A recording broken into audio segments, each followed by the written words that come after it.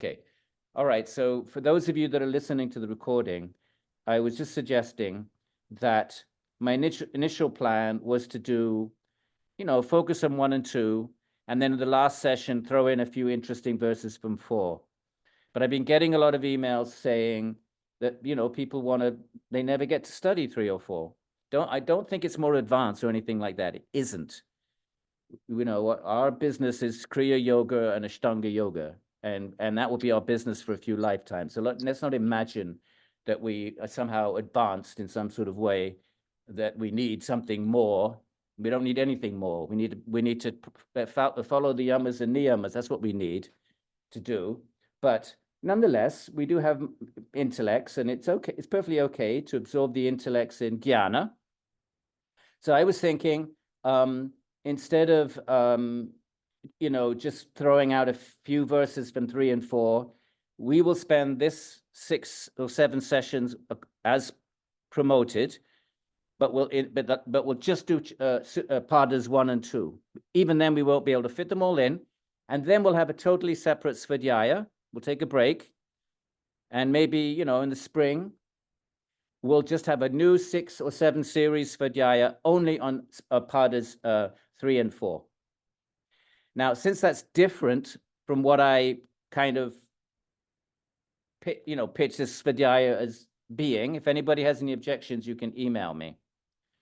Okay? But if you're in agreement, and I would hope you are, because then you get the chance to do a 12 series at least. Even then, we won't cover every single verse. Then that's fine. You can email me if you're in agreement, but I don't want a million emails. Oh, it's okay. You can send a million emails. Okay, so that's the plan. Right, now, let's kick off. That's my suggestion, rather. And we will start with our invocation. By the way, these are 7 sessions. 7 sessions. We'll just stick to 1 and 2. And then we'll do another whatever session, however many we need to cover the 3 and 4 at a separate time, 2 months down the road.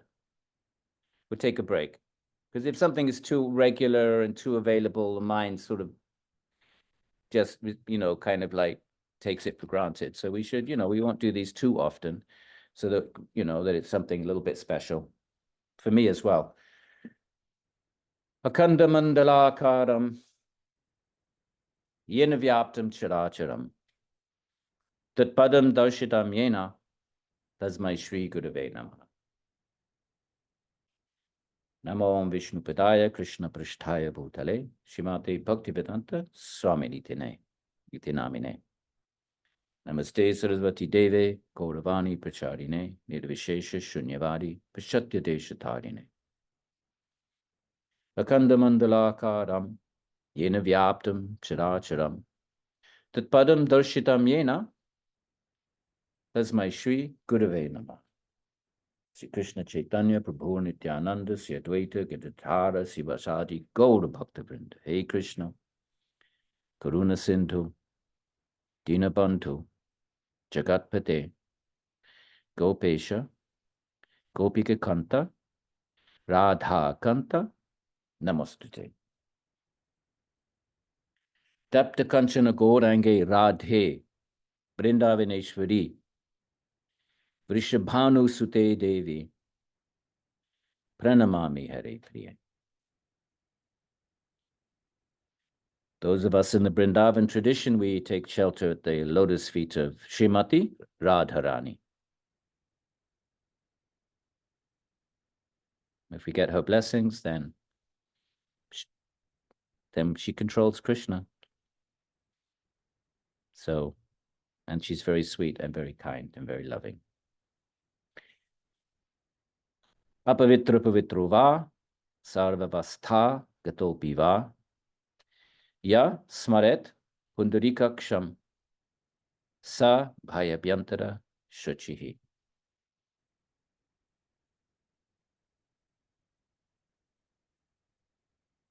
Okay, my friends. Verse 5. Okay, so we know that that yoga, that that Atta Yoga Anushasanam. We're now going to study yoga. Now we have the human form. Now we've done all our jnana. We've studied. We have a deep level of conviction that our innermost selves are immortal. They survive death. They are not this body. Any spiritual tradition has told it, all the spiritual traditions of the world have told us that. Patanjali and yoga goes a step further, and they tell us not only are you not the body, but you're not the mind. Now, that not every tradition took that step. And Patanjali saying, okay, is that it? We, in Hindu Phil, the other ruckus, we're teaching Hindu Phil, I have 100 students in the class, and I kind of like get on their case. I don't get on their case, but I like to, I might be the only person in their life that who knows, this is our job is to plant seeds. We don't know what sprouts, what doesn't sprout. We don't know where anyone is coming from, where they're going. So we have a moment in time, and they're in the classroom, and so I say to them, how many of you believe in that you survive death? And 95% of the class put their hand up. And I say, well, think it through. Don't just put your hand up. What does that mean? What is it that survives death? What is that thing? And where's it going? Think it through. Don't just have a vague belief. I get on their case, but they love it. All right. So Patanjali is saying, don't just be pathetically vague. If there is such a thing as a drashtu in verse 3, a seer, then here's the process. Yogas chitta vritti nirodha. If you still that mind, then you can have an experience of the seer in its own nature, not just a vague belief that you kind of cling on to uselessly, because it doesn't really affect your life for most people. Most people do believe in some kind of eternal something, but how many actually really spend serious time thinking about it? What to speak of considering whether there might be some method that might even lead to it in this body while we're still alive? Is there, Patanjali, that's the claim he's making. That's what he's stating here. He's saying, look, here's a process by which you can experience that which you believe in, that which you've studied, that's which you've heard about from the rishis, from the Upanishads, from the sages. You've heard about it. Do you just want to believe it, or do you want to know it? Okay. So the seer. So we have the chitta vritti nirodha, and I have to mute everybody periodically. So it seems. If you come in, well, okay. All right. So let's move on. So the process then is to experience that thing. The process is chitta vritti nirodha. Now there are 5 vrittis. Vrittayaha. This is the plural of vritti. So vrittayaha is the plural of vritti. It's just Sanskrit grammar. Panchataya, taya. There are 5 types of pancha. This is Indo-European cognate with penta, like pentagon or Pentateuch. 5. Okay. So pancha penta. So the vrittis are 5 types, and they're klishta or aklishta. We should know by now, all of us should know that an in front of a noun negates the noun. So there are 5 klishta. There are 5 kinds of klishta vrittis, and the same 5 vrittis there are a secondary version, not in the sense of lesser, but there's 2 categories of vrittis, and of these 5 vrittis. So there's category A, klishta, 5 vrittis, they're klishta, and category B, aklishta, 5 vrittis. That makes a total of 10 vrittis, if you want to think about it that way, okay? Now, and I don't think we pay enough attention to this. And to be honest, I don't think the commentators actually, it's been many years since I did this, so I want to say that even the commentators don't make a big deal about, draw the conclusion that we connect this to, why is that doing that? Okay, there we are. Right. What are the klishta and what are the aklishta, my friends? Let's go down to chapter 2. What are the kleshas? Right. So the klishta vrittis come from the kleshas. and the aklishta vritti come from the akleshas, or the opposite of the kleshas. Okay, so hopefully that's good. So what are the kleshas? So the klishta vrittis, see, you see the resemblance of the word klishta, klesha. Klesha is the noun form. Klishta is the past passive participle form of the Sanskrit root klish. Klish means to afflict, to trouble, to harass. So, I mean, it could be used for anything. It could be used for warriors on a battlefield, harassing each other. So it's just a Sanskrit noun. But in yoga, all these, yoga language takes a certain connotation. The kleshas are avidya, ignorance of the self. Asmita, ego, meaning I think I'm this particular body and this particular mind. It's an extension of ignorance. When the mind is not understanding that that consciousness is a higher entity pervading it, and the mind considers itself to be the self, and the body that it's in to be the self, that is asmita. Asmi means I am. So the minute you say so I am, the minute you say anything after that, except one thing, which we'll get to in a minute, but the minute you say I am English, I'm Italian, I am Hindu, I am Christian, I am anything, that statement is coming from a place of asmita, right? So one thinks one's body mind. When one thinks one is this body mind, then certain things feel good to this body mind, and they're called, and therefore they're ragas. Certain experiences, we experience certain things, either sensual things through the body, or emotional, intellectual things through the mind. Those that are pleasant leave a memory, and that memory is a pleasant memory. And so therefore it can arise on another occasion as a desire to repeat. Surely we like to repeat things. We seek things that are pleasurable. Well, how do we know something's pleasurable? Memory. Unless it's a brand new thing, in which case, well, we immediately prejudge brand new things, by the way. We immediately throw existing samskaras at it. So we start off with a little bit of in some cases, a strong kind of precondition, pre-evaluation, prejudgment, but that's a story for later on. So ragas, desires, are those things which felt good to the body mind, and those experiences are recorded and they surface on other occasions and put pressure on the mind to reindulge in them. And then the opposite is true of the dveshas, things which were unpleasant to our body mind. Things which are unpleasant to body mind, we are recorded in exactly the same way.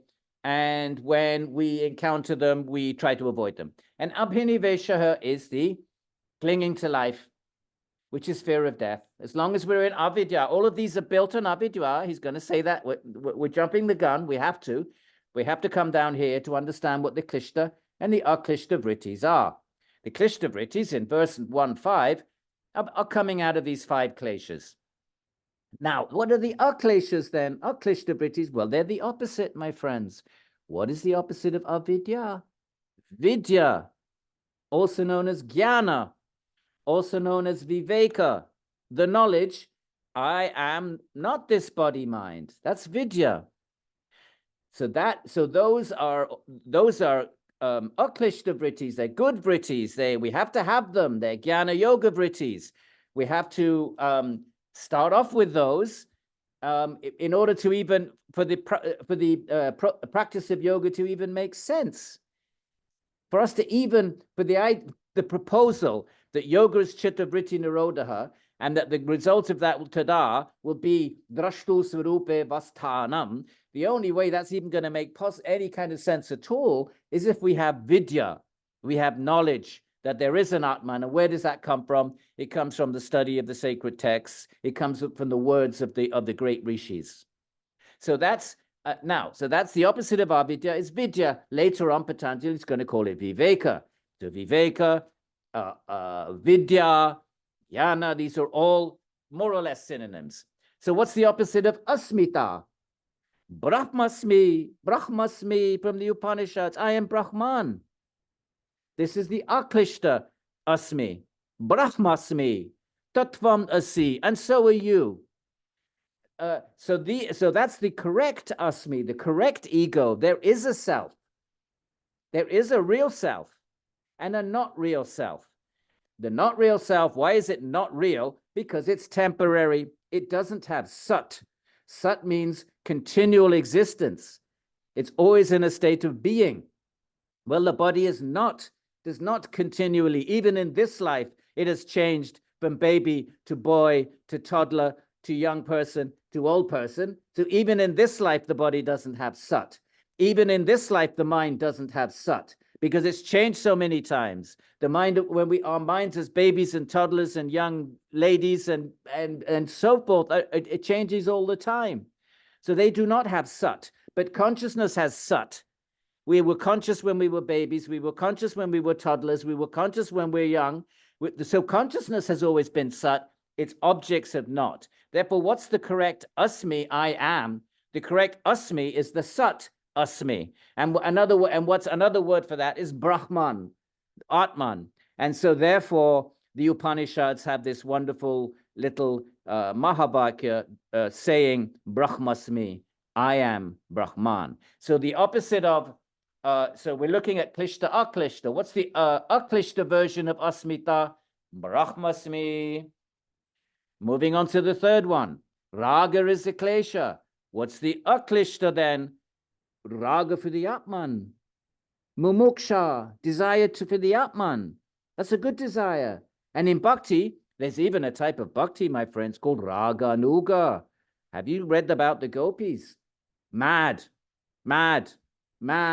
in love with Krishna. So mad that when he leaves them, they think the trees they talk to the trees. They think the bees are messengers.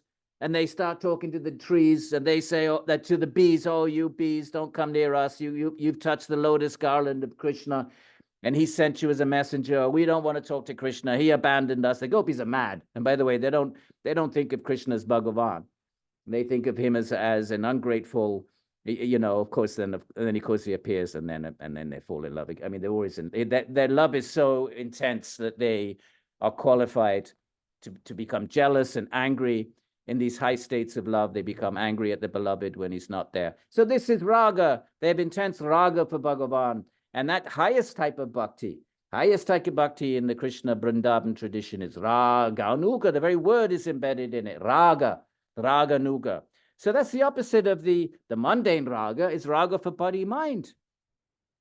This is the mundane raga. So the aklishta is two. It's vairagya, to be without desire for body mind things. That's vai means without, and we're going to encounter vairagya today, my friends. It's coming up in the next few sutras. Vai means without. So vairagya is the opposite, the aklishta opposite of raga. But once we have vairagya, and for the material things, for the sensual things, for emotional things, for these temporary things, the asat things, the things that do not last. The wise seek the sat. The ignorant seek the asat. That's not my language. That's the language of the Upanishads. The wise seek the sat, right? Remember the Gita. Yehi samsparshaja boga dukkha yonaya ebate. These sense pleasures are the sources of frustration. Why? Adi antavanta kunteya, because they have a beginning and an end. They're asat. Adi anta. We had this verse last time. Nate shuramate buddha. The wise are not interested in that. They don't want the asat. They want the sat. Why are they going to settle for some asat when it doesn't last? So they want the sat. They want the eternal, even if it means working hard for several lifetimes, Krishna says. Aneka janma. So the opposite of raga is vairagya in terms of body, mind. And if you're a bhakta in the Vrindavan tradition, but you could also apply this term to Shiva or Devi, raganuga, you're madly in love with the beloved form of Bhagavan. That's got nothing to do with body, mind. It's aklishta. And the same with dvesha. And what is the opposite of abhinivesha? My friends, Patanjali says, even the wise, who's the wise? The one who they know about the Atman. So they're wise. They have wisdom. but they haven't experienced it. Till you've experienced it, there has to be fear of death. Because you haven't experienced the Atman, you haven't experienced anything other than body-mind. Even if your body-mind is in an amazing high state of wisdom, you still haven't experienced the Atman. So there's still going to be that little bit of Abhinivesha. Patanjali himself says it, as we'll see when we get to chapter 2. All right, so we clear. So there's kleshas, and the vrittis that come from the kleshas in chapter 1, verse 5 are called klishta vrittis. And the vrittis that are the opposite of those, the aklishta vrittis, are the opposite of the kleshas. And we just went through the opposite of avidya is vidya. The opposite of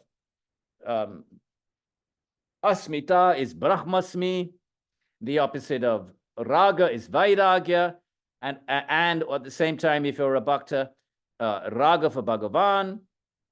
And the opposite of abhinivesha, well, grammatically, I suppose you'd say unabhinivesha. It's a bit clumsy, but it would be not fear of death. And the only way you can actually not really, even the wise, Patanjali says, and the only way you can be not fearful of death is if you've actually perceived, okay, the Atman. So these are the 5 types of vrittis. Category A, klishta.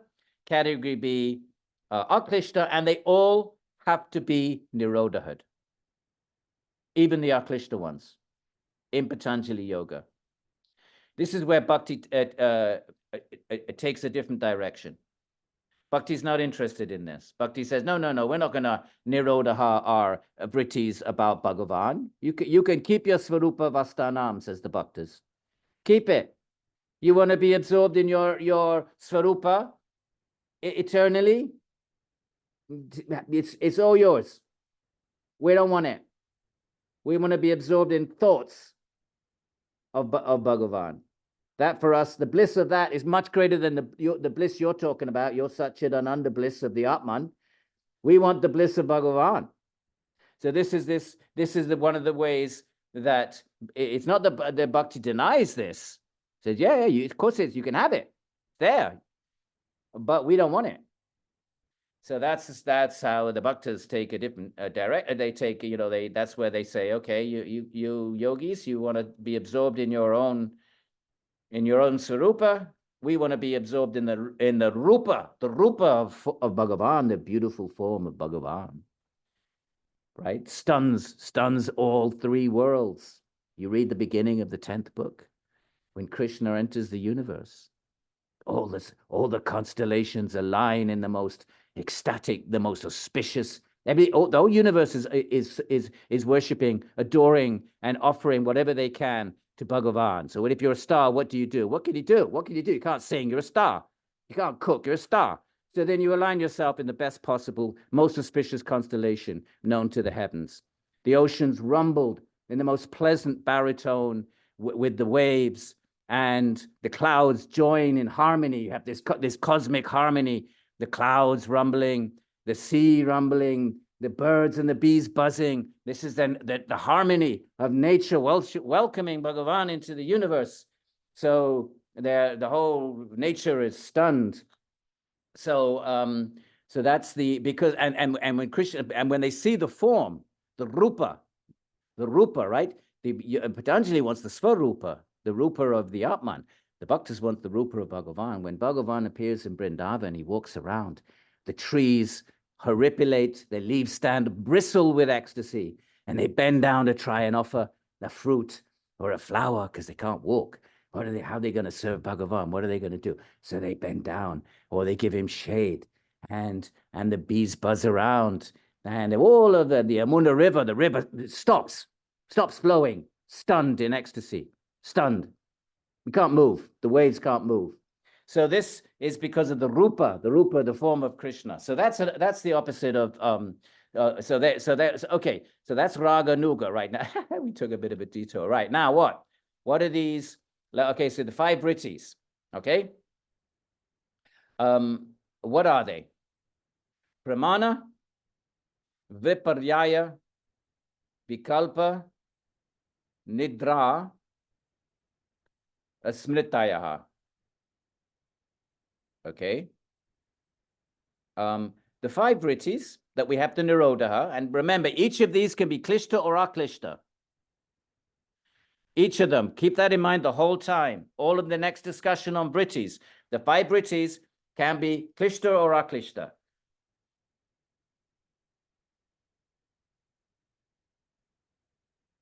So these Vrittis are states of mind.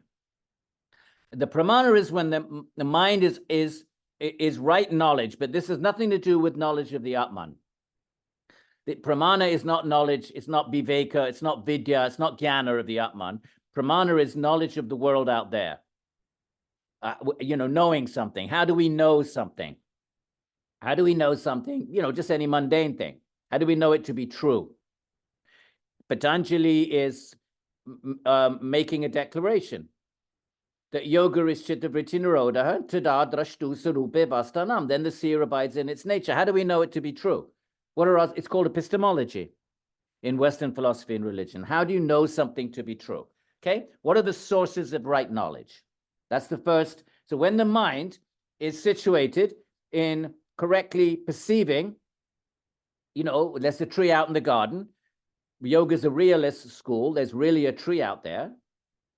It might be made up of subatomic particles, but but it is taking the form, that form right now. So this is not Advaita Vedanta. Advaita Vedanta would say that's false. Jagat Mithya, all forms are false. No, that's not yoga. It's really, Advaita Vedanta has really kind of permeated Western perspectives of yoga philosophy in an unbalanced way. Because in pre-modern, the many schools of thought, Advaita Vedanta being one very honorable and venerable one, but only one.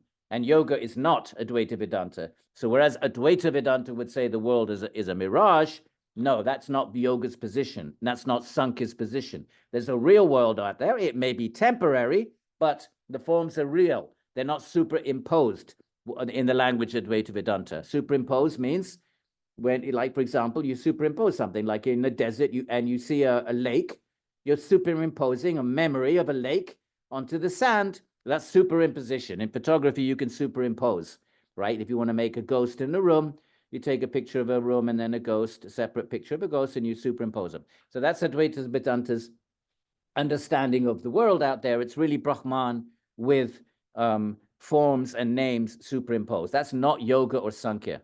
So there is a world out there, and it can be known by pramana. We will discuss that in a minute. What are the sources of knowledge? Okay. Now, the opposite of that is wrong knowledge, viparyaya, right? If you can perceive the tree correctly, then there are instances when maybe you've had too much alcohol or any other kind of instance, you perceive something inaccurately. Then there is vikalpa, imagination, but not imagine. Vikalpa is metaphoric thinking, actually. So if I were to translate this again, I think I would qualify that term imagination and be a little bit more accurate. And we'll discuss why in a minute. And there's nidra, deep sleep. So that is a state of mind. Nothing to do with the Atman. The Atman doesn't go to sleep. It can't. It's sat. It can't. It's sat. It cannot change its inherent nature. Light is always light. You cover it, but the light doesn't get covered. So the Atman is always conscious. It doesn't become non-conscious. That would go against its fundamental nature. It would be destroyed, and you can't destroy the Atman. It's eternal. As Krishna says in the Gita right away, first teaching, can't be cut, can't be cut by weapons, can't be burnt, it's irreducible in the language of the philosophers. You can't reduce it into anything smaller. Okay, that's what sat means. It's always in a state of ising. And finally, memory. Okay, these are the 5 vrittis. And they all have to be Nirodha, and they can all be klishta or aklishta. Okay. What is right knowledge? Pramana. And this is, Indian philosophy, like, what is philosophy, right? What is philosophy? Well, Western philosophy probably would say, well, there's metaphysics, and then there's epistemology. These are all categories of philosophy, things that come under the rubric of philosophy, right? Metaphysics, what is out there, or ontology, you know, what is the world out there? What is its ultimate reality in nature? Epistemology, how do we know it? And then probably ethics might be a branch of philosophy. And so you have these various, in Indian philosophy, it's the same thing. You have, you know, tattva, metaphysics, tattva. What is the nature of that? Tat. What is the tattva? What's the nature of that? What's the that? Well, that, not this, me, the perceiver, that, everything I perceive, that's that. It's out there, outside of my head. So what's the nature of it? What's it made of? That's Sankhya and Vaisheshika, two of the schools. So pramana, all of the schools have to have a discussion of what pramana they accept. Okay? Now, but Patanjali doesn't discuss it. Why? Because Nyaya does. Patanjali's job is to teach us how to chitta vritti nirodha. So he's assuming that we've done some Nyaya. All right, so there's three ways of knowledge. Pratyaksha, sense perception. Anumana, inference. I've got logic, but technically it's an inference. And agama, verbal testimony. Three ways of knowledge, my friends. Okay? Right. Now, we are going to do this. Oops, can't do that. Cannot minimize. So I go to share screen, and then I go here. Right now, we're going to have a quick peek at Nyaya.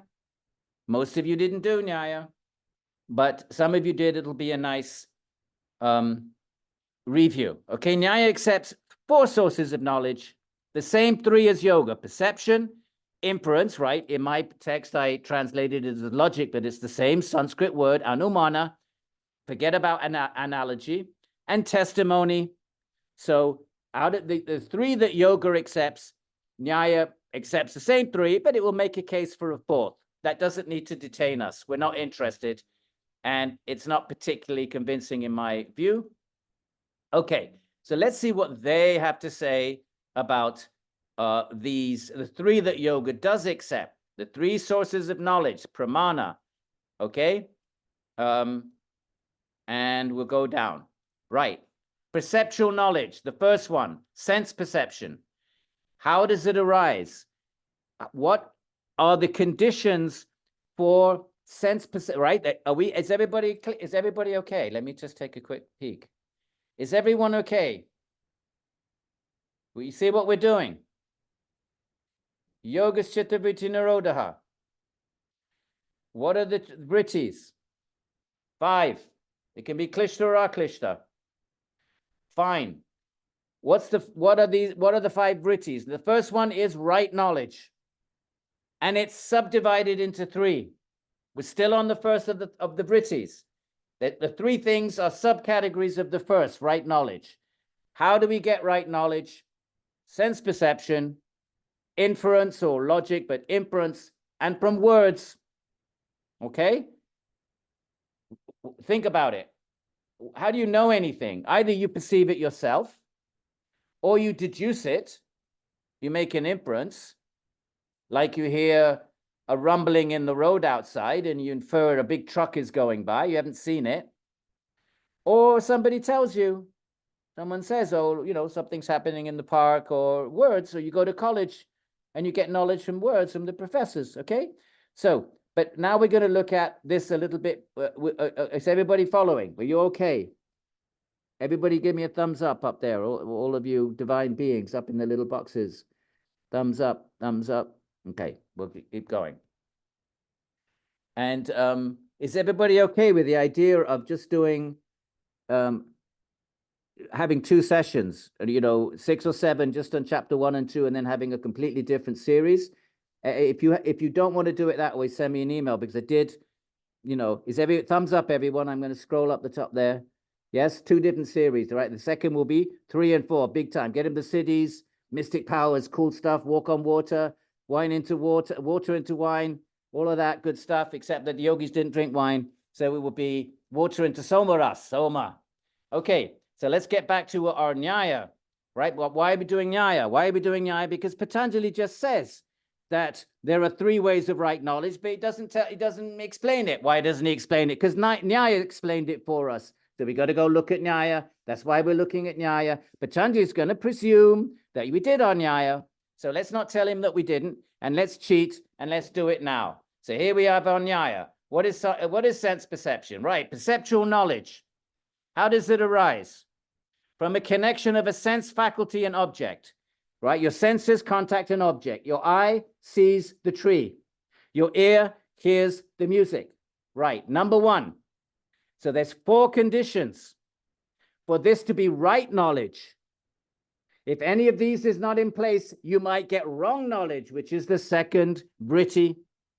For it to be right knowledge, these 4 conditions have to be in place. Number 1, connection of a sense faculty and object. It's sense perception. Obviously, the sense has to contact an object. Number 2, does not depend on language. It doesn't matter whether you know the name of the tree. You might be in, another country and you don't know the name, but you still see the tree. You might be pre-verbal and you don't know what to make of it, but you see it. So it doesn't depend on language. Sense perception does not depend on language. Language is secondary. You then apply language, but sense perception is primary. Secondarily, you then decide, what are we going to call this thing? And you get around and you say, okay, lads, what should we call it? And someone says, let's call it Amagama. And somebody says, no, let's call it Abracadabra. And the big bloke with the club says, we're going to call it tree. And then they call it tree. Okay, so it doesn't depend on that. They all saw it. So it doesn't depend on language. Number 2, inerrant. Inerrant. It's always correct. There is, it's accurate. For it to be right perception. And it's definitive. There can be no doubt. Well, is it a tree? Is it a post? If you're not sure about it, then that comes under the category of doubt. Not necessarily error, but doubt. So it has to be definitive. You actually have to perceive it as a tree. So then you get knowledge of it. Let's say you didn't have this and you only had the other 3. You look at the tree. So your sense is connecting to the object. It doesn't depend on language. It doesn't waver, but it's not definitive, right? So then you get doubt instead of right knowledge. So you have to have all 4 conditions in place for it to be. Let's just have a little look. He goes this whole thing. Okay, that's sense perception. For it to be. Now, what's the second thing? In Patanjali, okay, so now we're looking at pramana. We're looking at the 5 vrittis. Pramana is right knowledge. The first is right knowledge consists of sense perception. Now, logic, inference. Okay, we can read Nyaya if we want to, but it's going to take a long time. I don't want to scroll through Nyaya. But inference is when you don't see the thing in question. You see what is called a linga, the sign of it. Have you heard of the Shiva linga? So a Shiva linga is the sign of Shiva. A linga is actually a genital. So the Shiva linga is the genital of Shiva. But when a baby is born and you want to identify the sex, you look at the linga. And in Sanskrit grammar, you have masculine nouns and feminine nouns, and they're called strilinga and pulinga. And then you have neuter nouns, napunsaka. We're neither of the two. Napunsaka. So you have neuter nouns. So for anyone that doesn't want to identify, these are grammatical terms, but it's kind of cool that you have this third category, which is not sort of male or female. It's napunsaka. It's neuter. It's neutral. And I think that's, that probably resonates a bit with our modern sensitivities. But anyway, so linga is the sign. Now, the sign of something else. So the genitalia are linga because they're the sign of a gender. I mean, at least in that's how the ancient Indians would have thought about it. Nowadays, of course, these categories are all coming under. They're all being deconstructed. But anyway, So the classic example is smoke is the linger of a fire. So when you see the sign of the fire, so when you see the smoke, you don't see the fire, because if you saw the fire, that would come under the first means of right knowledge, which is sense perception. You see the fire, sense perception. Number one. Number two, you don't see the fire. What do you see? Smoke, the linger, the sign of the fire. You know, but you get right knowledge of a fire, but it's not as clear. It's not, you don't know how big it is, small it is, what kind of a fire. You know there's a fire. You have knowledge, but that knowledge is not as vivid and direct as the first. So everybody agrees that sense perception is the highest form of knowledge. You have direct experience. But inference is also a form of knowledge. And most of science is inference. You infer things without perceiving them, even the atom. You perceive atom or subatomic entities from their signs. Might be a trail through a vacuum chamber or something. Most is inference. Big Bang is an inference. Infer if a universe is evolving, it must come from a point, a 0 point.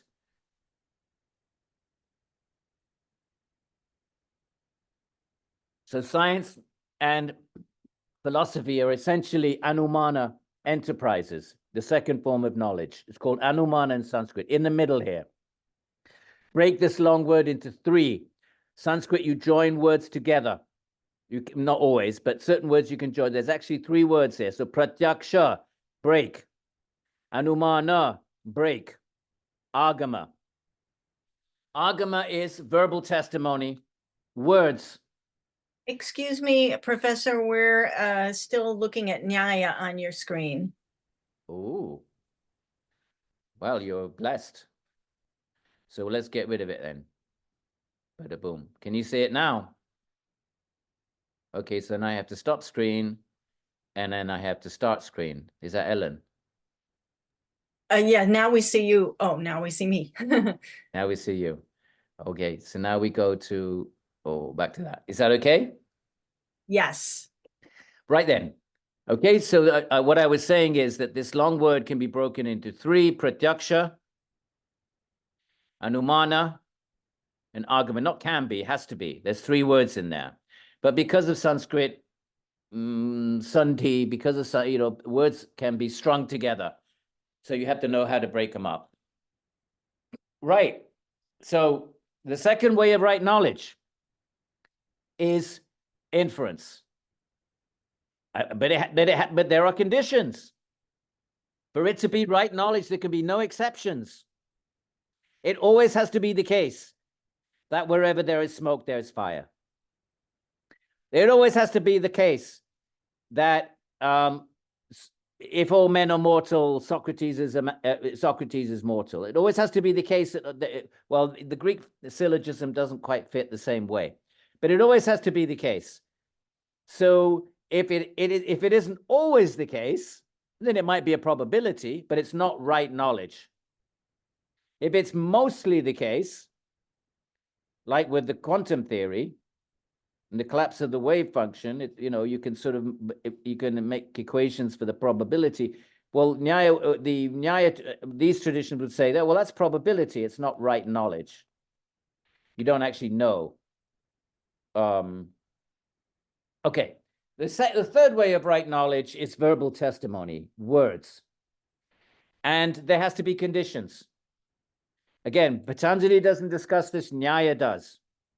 My friends, if you didn't do the Nyaya course, go online, go on my website, click on the Nyaya course, take the time, turn off the telly. That's not going to help you at the moment of death. Throw away rubbish literature. That's not going to help you at the moment of death. Take 2 hours, 6 sessions, and go through Nyaya. It's very interesting, very invigorating. Don't think it's dry cerebral stuff. It's all bolstering your practice. If you're going to do yoga, there has to be some kind of rational reason why we do it. We have to have rational reasons for our activities in the human form. Even animals are rational and have rational reasons for what they do. All right. So now, what does Nyaya have to say about verbal testimony? Truth conditions, right? So 4 conditions for sense perception. We just read them. Contact of sense, sense object. Doesn't depend on language. Inerrant, doesn't err. And definitive, no doubt. Right. Conditions for the next one. Inference. There has to be an invariable relationship between the sign and the thing it signifies. Inviolable, 100% of the time. Invariable, no, it doesn't vary. The smoke always, every time there is smoke anywhere in the universe, even if they land on planet X in some other solar system, and that smoke, if it's smoke, not mist, not fog, not some other thing that look, no. Smoke means, but the very word smoke in Sanskrit, dhuma, is that which comes from fire. The very word itself. So it has to be no exceptions. If there's even one exception, well, then there could be 2 or 10 or 1,000,000. So therefore you have probability, but not right knowledge. There's no, the right knowledge is always right. Right. And so the 4 conditions for sense perception. The condition for inference is there has to be the sign of something else. And that sign has to be 100% of the time. Whenever you see that sign, it's pointing to that other thing. Okay? Okay. The third condition for words is 2. 1, the uptavachana, that the person, 2 conditions. The person who is speaking the words has to have experienced that which he or she speaks about. Has to have experienced it. If they haven't experienced it, well, then how do you know it's right? And number 2, they have to have a desire to communicate.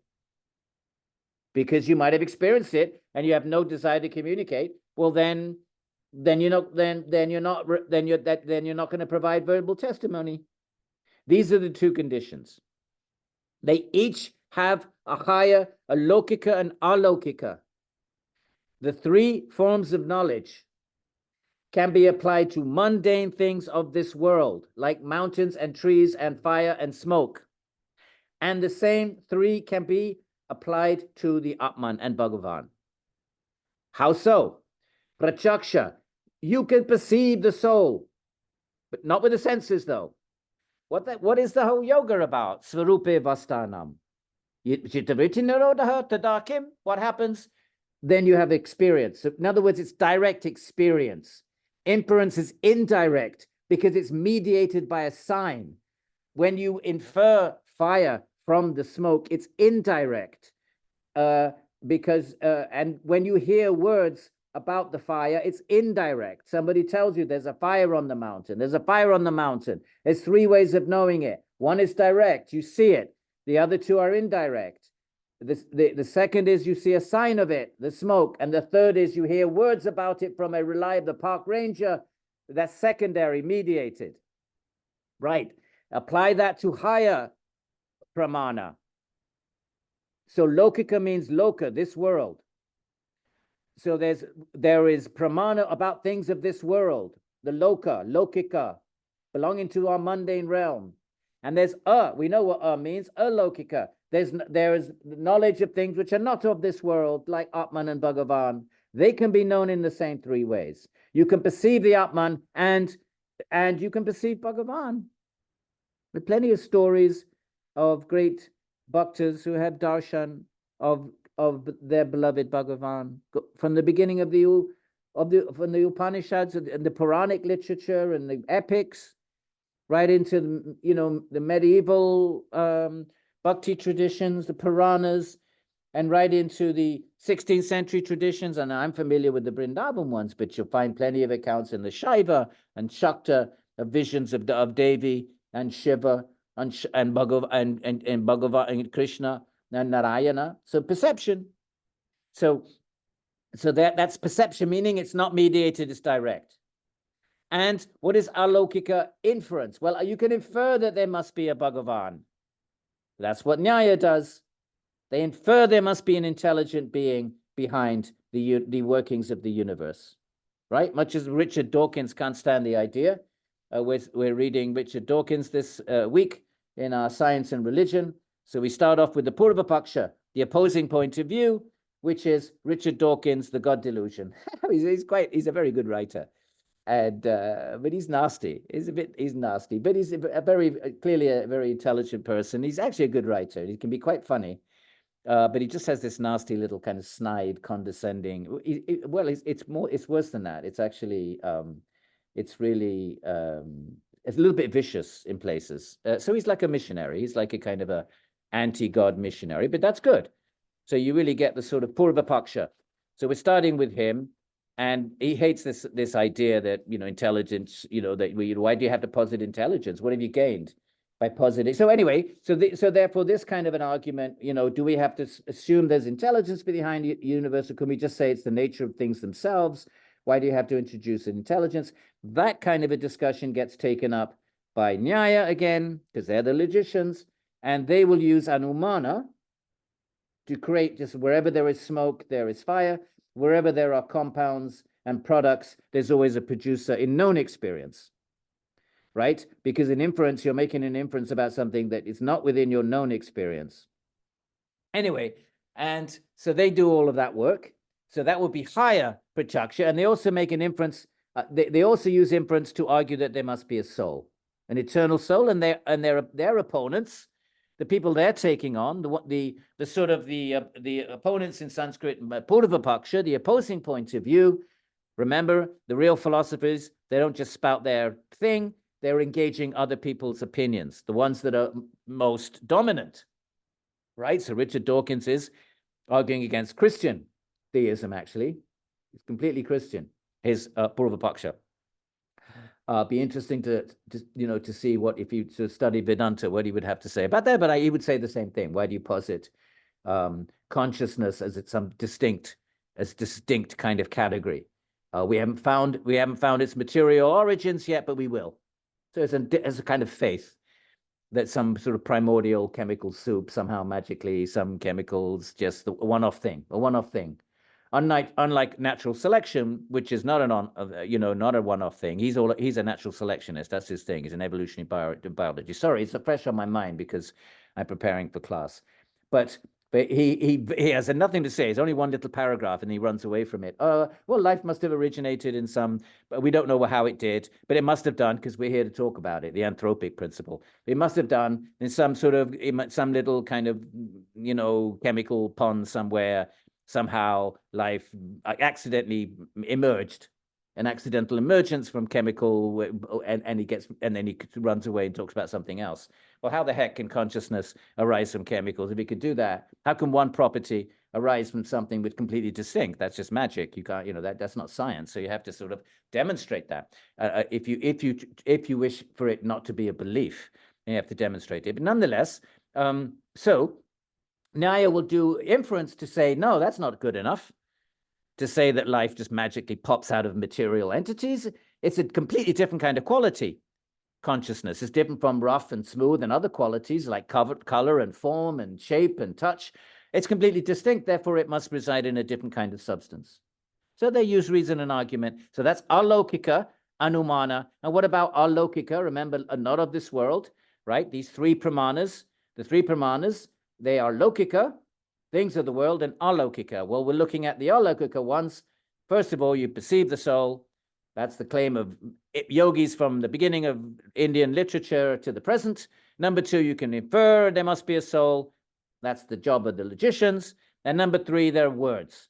And where do the words come from? The Vedanta, the Upanishads, the sages who share their experiences, right? And what is the condition for words? Number one, the person who speaks them must have experienced it.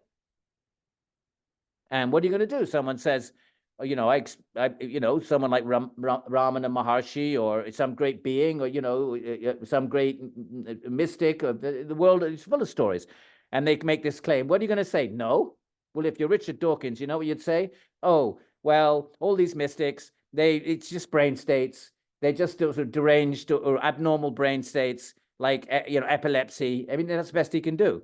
If you're a materialist, what are you going to do to all the claims throughout history of these experience of pure consciousness what are you going to do? You're going to have to, you have no choice if you're a materialist. If you are committed to materialism, that is your, your metaphysics, that's your worldview, your faith, your belief system. It's a belief system because you haven't demonstrated that consciousness is material, so therefore you believe it to be so.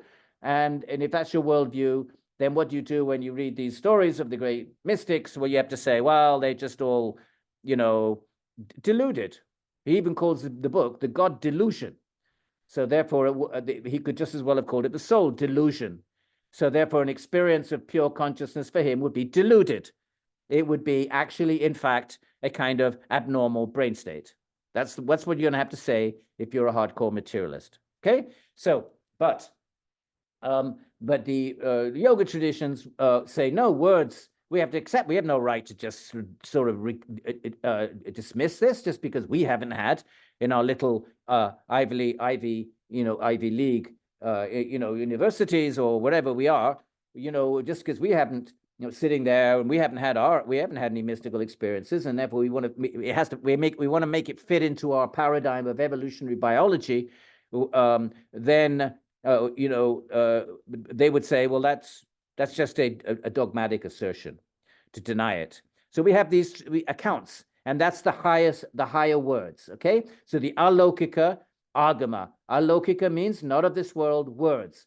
So information coming not from this world or beyond this world. So either it comes from God, and that would be scripture, or it comes from, and by the way, Shankara says the Indian scriptures are authoritative because they are the words of the sages who have experienced the truth.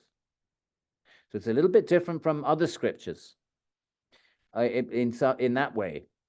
Of course, there are words that come from God, like the Bhagavad Gita. If you accept Krishna as God, then so there is that category as well.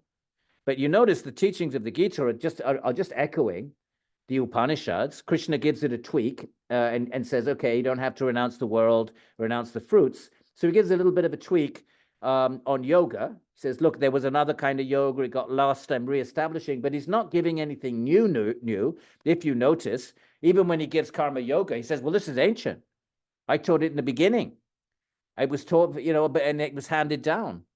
So Shankara's comment that the words of the scriptures are not sort of some God on high pronouncing things, but they are the actually records of experiences. And you could argue even the Gita, there are some texts which, obviously Shiva gives teachings and Krishna gives teachings and the Shveta, but a great deal of the what we call Shastra, sacred text, which we're talking about because words, they're alokika words, agama, right? A great deal of them are considered to be authoritative and authentic because they are the records of experiences. Okay? And we do the same thing. We haven't seen distant galaxies. We take the word of, astrophysicists who have seen it through Hubble bubble. In principle, you could go and get a PhD in physics, in astrophysics, and maybe, get access to the Hubble bubble telescope. Well, in principle, you could Chittavriti Nirodha and Svarupa Vastanam. How is it different? If you don't do it, you accept it on words. So whether it's looking at distant galaxies, what percentage of even astrophysicists, have access to, these advanced telescopes? I mean, in principle, they could, but they accept it on words. So likewise with yoga. In principle, we can sit down and Chittavriti Nirodha. And then we join the ranks of the sages. And if we have a desire to communicate it, that's the second characteristic of right knowledge. We give people right knowledge coming from our experience. Okay? So this is pramana, the first of the vrittis. Sense perception, inference, words. There is a lokika version of it, which are just mundane things of this world. You see things, you infer things, and you hear things. Our education system, our television, our sources of information, our media. And then there are the alokika variants of, not variants, alokika versions of them, or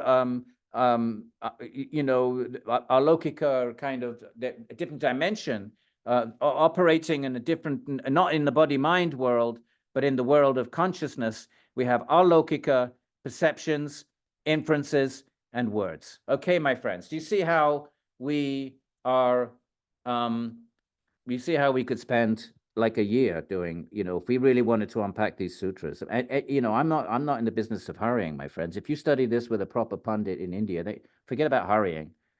Forget about hurrying. You could be a week on one sutra, and they'll pull each word apart, and they'll connect it to different texts, and say, okay, what does Nyaya say about this? What does Vedanta say? This is what Svadhyaya is. This is what Svadhyaya is in the modern, in the pre-modern world. So I'm not going to hurry. We'll just do what we're going to do, and we'll do it properly, and then we'll see what we want to do and how the time goes. All right, now, okay, so now that's the first vritti. Okay, now we viparyaya. Why are we talking about vrittis? Because chitta vritti nirodha is what yoga is. Let's keep our eye on the ball. False knowledge. What is viparaya? Mithya jnanam. Jnana is the same as vidya. Mithya, false. So, and he doesn't say it, but the commentators tell us false knowledge comes from the same three sources, but they're false. What does it mean to be false? Pratishtam, what's the basis of error? What is its pratishtam? What is it situated in? How is it based? Tad rupa. We know what rupa means, the nature of something, right? What is yoga? Chitta vritti nirodha tada drashtu svarupa, its own rupa, its own nature. So rupa means a form, a nature, an essence. It can mean the bodily form is a rupa, or it can mean the essence of something, like consciousness is the essence of beings. So what is its, so the atad rupa, the not that form of something. All right, tad means that, like tattva. Tud and T, it becomes a T because so tattva is the tva of tat, that, tud. Tud and tut, same thing. It depends on what the letter is following it. It becomes a T or a D. And means the not that. So there's a tree out my window. I look at it with my senses. My sense, so 4 conditions. Sense contacts the sense object. It's inerrant. You know, it's not depends on language, and it's definitive. Now, what if, you know, it's dark, I'm not wearing my spectacles, and and my sense contacts, so one condition is in place. My sense contacts the sense object, but it's not definitive, it's not inerrant. You know, it contacts it. Okay, forget about the right. I think it's a post. So I have a vritti of a post. But the post is the atadrupa, the not that form. Because the form of the tree, the tadrupa, is a tree, vriksha. So that's the tadrupa. But because of whatever conditions, and, you know, Nyaya talks about it. Well, it could be, you know, you have faulty senses. I have faulty senses. I wear spectacles. Right? So the contact of the sense with the sense object, that's fine. But what if you got faulty senses? Or any other condition? It's dark. Or, you know, Vyas even says, what if you're intoxicated and you see 2 moons? You'd think Vyas would have never drunk, but maybe he had a drink. How would he know that? Or he's hanging out with, but he hangs out with warriors a lot, Vyas, because he's always like teaching the warrior class, and the warriors are frequently drunk.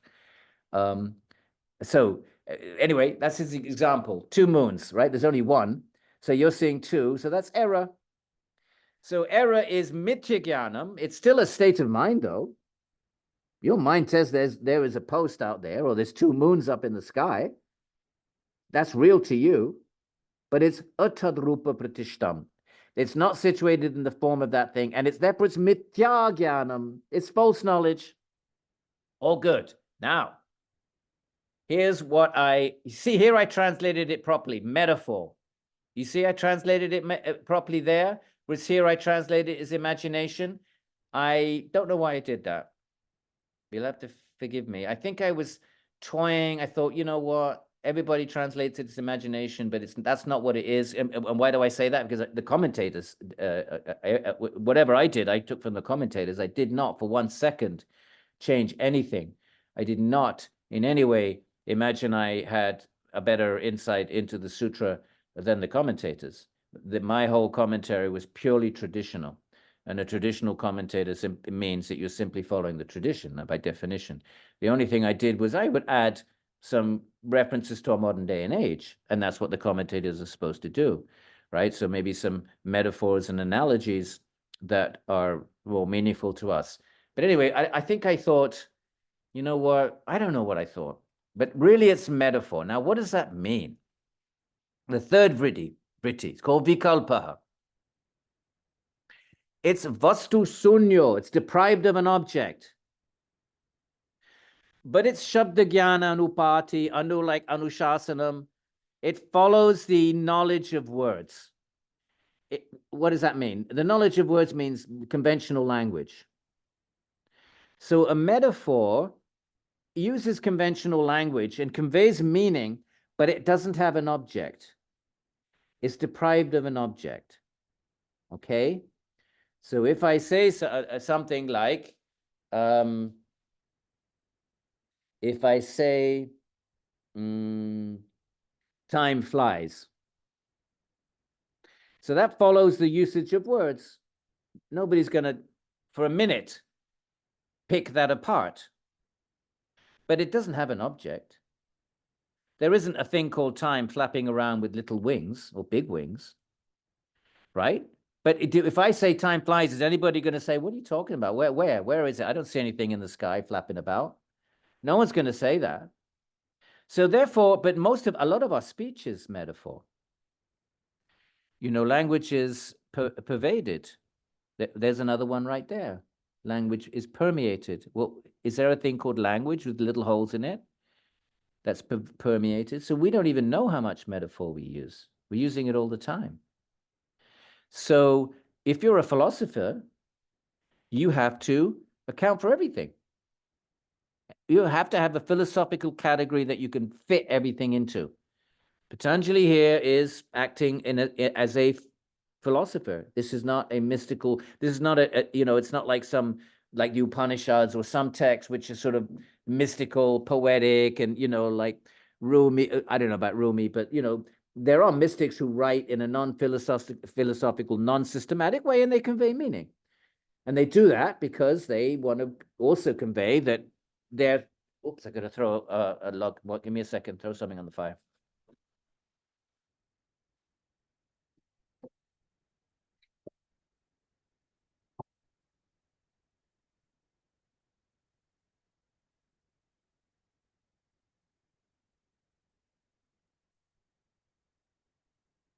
So, but Patanjali is very systematic here. He's being intellectual. This is an intellectual exposition. That's what a sutra is, right? So, therefore, if you're a philosopher, you say there's right perception. Okay, fine. And there's wrong perception. Fine. Right perception, sense and sense object. There's an object, and you perceive it correctly.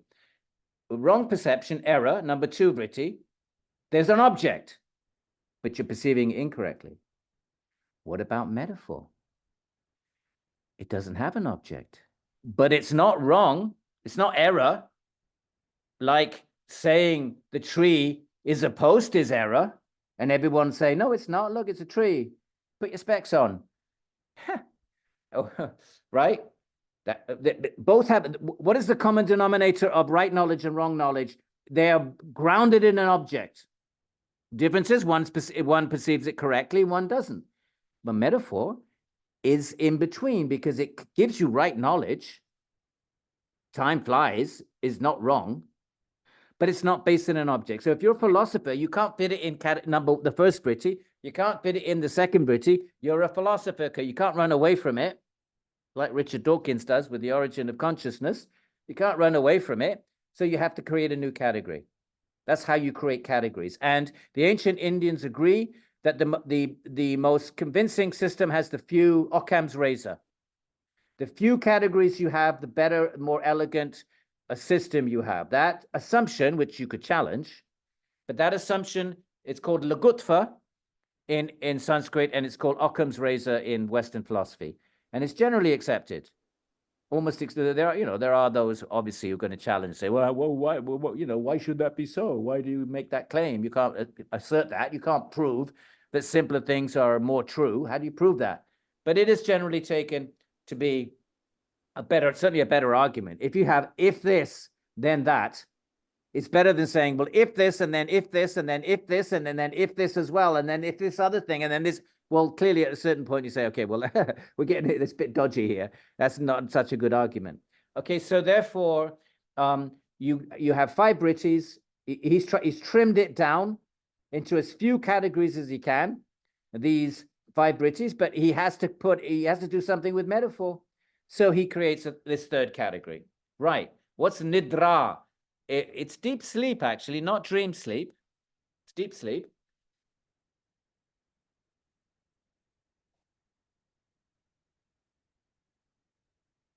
And it is a vritti, but very, very sluggish, very, very slow, tamasic, right? Because if it's non-REM. REM, if I got this right, REM is dream sleep. That's the next one coming up. But non-REM, correct me if I'm wrong, is deep sleep, not rapid eye movement, right? Yes, so deep sleep. So it's also vritti. Look at this, vritti. Notice he puts the word vritti in here. He doesn't put the word vritti in the other 2 because it's obvious they're vrittis. But deep sleep is not so obvious, because you might think in deep sleep there's no rapid eye movement, but you might think there's no vrittis either. So he makes, he does stick it in there because, one might have thought, well, tamas is absolute in deep sleep, and therefore there's no movement, there's no vrit, nothing's moving in the mind. But no, there is always movement. So he says it is a vritti, but its support, the alambana, you know what alambanas are, right? Don't you have alambanas in asana? Your supports in Iyengar yoga, aren't they all alambanas, your props? Don't they call them alambanas? Supports for the body. Or like I have a backbender upstairs. That's a alambana. So what's the alambana for the mind? What's the alambana for the vritti in deep sleep? It's bhava, the non-presence, bhava, the non-presence of pratyayas, of mental content. So it's still a vritti, but there's no mental content, which means the samskaras are not getting churned up, which is the case in REM. So when the samskaras get churned up, that would be dream sleep, and that comes into the 5th. Okay, everybody keeping their eye on the ball. 5 vrittis. The first is right knowledge, and it has 3 ways: sense perception, inference, and words. And those 3 ways can either be lokika, belonging to the world, things of the world, trees and mountains, or alokika, things not of the world, like souls and God. That's right knowledge. How do you get knowledge of things of the world or things not of the world? You get them from either direct experience, through the senses, if it's things of the world, or through yoga practice, if it's not of the world, through inference, and through words. You can hear about the fire on the mountain and mundane, or you can hear about the Atman alokika. That's the first vritti. The second is wrong knowledge, the same 3 ways. You can have a misperception. You can have bad inference. I didn't finish. You make a bad inference. You say something like, I don't know, if it's white, it must be a cloud. Well, that's a bad influence. Some white things, there's so many white things, they're not all clouds. That's not a very good example. But if you say, okay, wherever there's smoke, there is fire, that's a good inference. But wherever there is fire, actually, this is the example they give of a bad inference. Wherever there's fire, there's smoke. Well, no, that's not the case. Because you can have smokeless fires if the wood is very, very, very dry, they say. So you need wet wood to make smoke. And you can have bad words. Someone can lie, fake news, right? So you can have a viparyaya, good luck with the elections in November when it comes to, wrong information received from words, right? We better brace ourselves for that. Okay, let's keep it yogic right now. So, okay, so we got all of this, right? Now, memory is the asampramoshaha, the non-slipping away the not slipping away, vishaya, of a experience coming from the senses, that anubhuta that you have experienced, an anubhuta vishaya, a sense impression that has been experienced. When it doesn't slip away, that's memory. And that memory then you can expand it into dreams, fantasies, imagination. All of that is memory, nothing other than memory. So when okay, but let's look at the actual verse. So when they're not slipping away of a sense object. So I see the tree, I've experienced it, and then the next day I remember it. It hasn't slipped away. But the tree I saw when I was 3 on my tricycle, it slipped away, but it's there. It's there in my subconscious. And that's how you can get flashbacks. Something can trigger. You couldn't get a flashback unless it was there. And if something triggers a flashback, and if a very particular thing triggers a flashback, well, that means everything must be there. Why just that one thing? Unless you want to say that, something dramatic, but it's all there. And that's how you get deja vus. They might be from past life memories that slipped away, but suddenly pop into your consciousness. We had a discussion about deja vu. And in fact, someone sent me a link of a whole thing on YouTube about deja vu and trying to use it as an argument for past lives and reincarnation.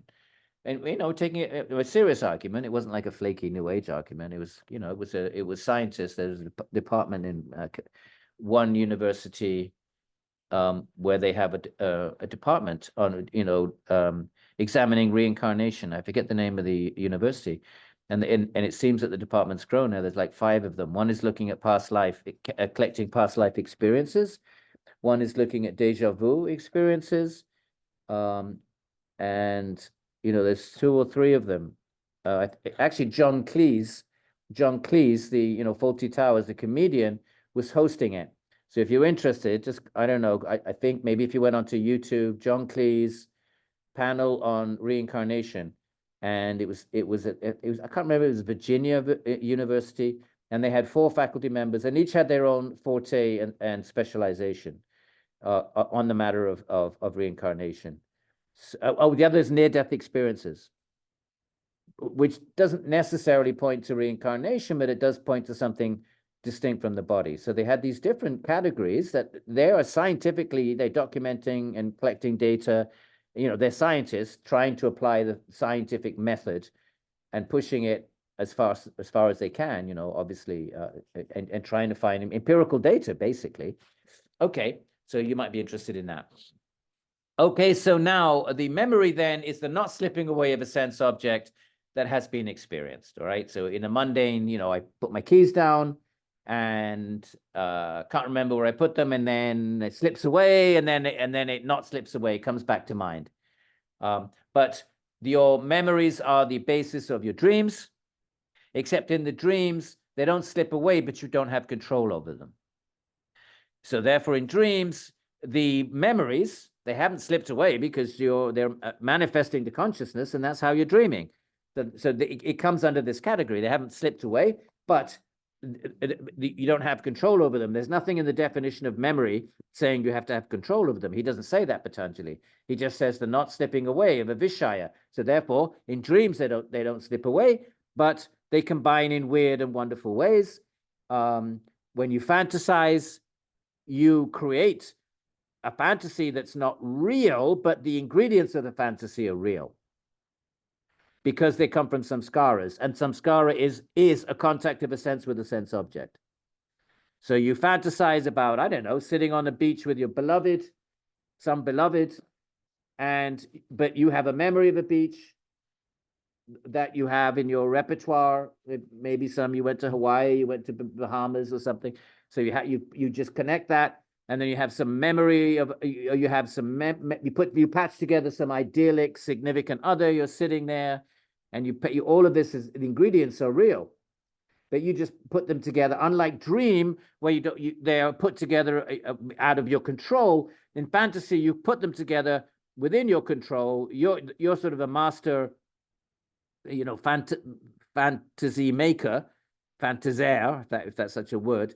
And you're making it, you know, you're putting it together, but the ingredients are all real, right? So all of this comes under Smriti, because Smriti is, if you're making a fantasy, then you remember the beach, you remember whatever the little bits and pieces of your fantasy are. They're all memory imprints, and those memory imprints were Vishaya Anubhuta. Look at the language. They were sense objects that had been experienced. In fantasy, you put them together with your own control. In dream, they merge together outside of your control, but they all follow this definition that they're not slipping away. Otherwise, you wouldn't be able to put them together for your fantasy, and dream wouldn't be able to put them together in a weird and wonderful way, right? So that's the definition of memory. Now, okay, now we finish, my friends, with the 5 vrittis, which we have the Nirodha. All of them can be klishta or aklishta. What's aklishta? What would be an aklishta version of these 5? Well, right knowledge, aklishta, would be, you know, what we said, alokika. There would be right knowledge, that, you know, you seek the Atman, you seek Bhagavan, but you can also be a Jivan Mukta, and you are a Bodhisattva, and then you're in the world, and instead of sitting in the cave, you decide to go out down to the plains of India and teach anyone who is interested, the great beings, the great Parivrajakacharyas, the Parivrajakakas, the wanderers. They wander around and they knock on the door and they beg for milk, but they don't really want milk. They really give the householder an opportunity to invite them in and say, "Oh, Maharaj, aiye, padariye, betiye, doodh lijiye." Oh, and then they ask some nice questions. "Oh, Maharaj, apna ke bare mein kuch bataiye." And then, but if they don't, then immediately you go to the next house. This is the Parivrajaka, the wandering enlightened being, gives you a chance, appears there, knocks on the door. And, you know, if you're pious Hindu, but you're not too interested, you're pious, you give some milk, and they take, "Hey, Maharaj, jaye, jaye." You give some milk, and then that's it. Now, okay, that's fine. You get some good punya, you get some good karma, and that's good for you. But if you're interested, you know, in the Atman, and you see a holy person, then you ask them. You ask them questions, and if you ask questions, they'll stay. Don't try chit chat. Don't try chit chatting with the great beings, my friends. Oh, my teacher, we forget about, you know, he tried to chit chat. He wouldn't even answer. It would be rude. By our standards, it would be rude. I remember one time. Well, anyway, that's a story for another day. But it's not that he wasn't rude. He just wasn't willing to be asatyam, fake. So, why did we say all that? Because we were saying that, so what's the right? So therefore, the Bodhisattva is walking around in the world, but he still has to see things. He still has to see there's a door, and he's going to knock on it. So he has to have, his senses have to be working, and they have to contact the sense object. So he needs to have his pramanas in place. He might be blissed out in his Atman when he goes back to his cave, but when he's walking around, he has to have right knowledge, and there's no reason why he wouldn't have wrong knowledge. What if he's got bad eyesight? You're becoming a bodhisattva doesn't mean your eyesight becomes 20/20. Where does it say that in the Dharma Shastras? Where does it say that in Patanjali? Oh, if you reach near Bija Samadhi, your eyes suddenly become 20/20. It doesn't say that. So you could still have bad eyesight and be an enlightened being, and you could think that the tree is a post. Got nothing to do with your spiritual attainment. And you could still use metaphoric thinking. You could be in error. What if somebody gives you wrong information? Just because you're a bodhisattva doesn't mean you know. So therefore, all of these 5 vrittis can be klishta or aklishta. They're aklishta if they're engaged in the pursuit of Atman and Bhagavan. If the goal of a person's existence,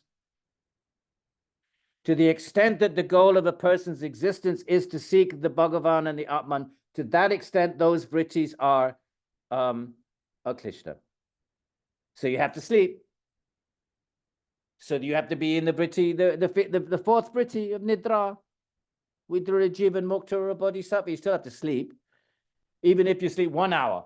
Let's go with the great beings. They sleep 1 hour. They drink 1 cup of milk every week. Whatever it is, you have to know it's milk and not something else. So your senses have to be working. You have to have right knowledge, and you can make a mistake. All right. So but to the extent that remember, what is our klishta? That you have vidya, that your brahmasmi, your asmita is brahmasmi, that your raga is for the atman and your vairagya. But still, so therefore there are klishta, but that doesn't mean that. But you still have the same 5 vrittis. They become aklishta to the extent that your mind is engaged and directed towards the pursuit of the truth that you seek. Okay, the Atman if you're a Jnani, and Bhagavan if you're a Bhakta. If you're a Bhakta, then the Atman plus Bhagavan. If you're a Jnani, then it's going to be just the Atman that you seek. All right, so we want to do Nirodha, my friends. What's Nirodha? Now we know what the vrittis are, right? Yoga is Chitta Vritti Nirodha. This whole section is a discussion of Chitta Vritti Nirodha. Right. What is nirud? To stop. Nirud, rud, to block. Right? To block. How do you Nirodha tan, them? Now we know what they are. How do we Nirodha them? Abhyasa Vairagya. Bhyam is the dual ending. The dual ending of the you put of masculine ending nouns. You put bhyam, sorry, not bhyam, bhyam. So abhyasa vairagya, bhyam.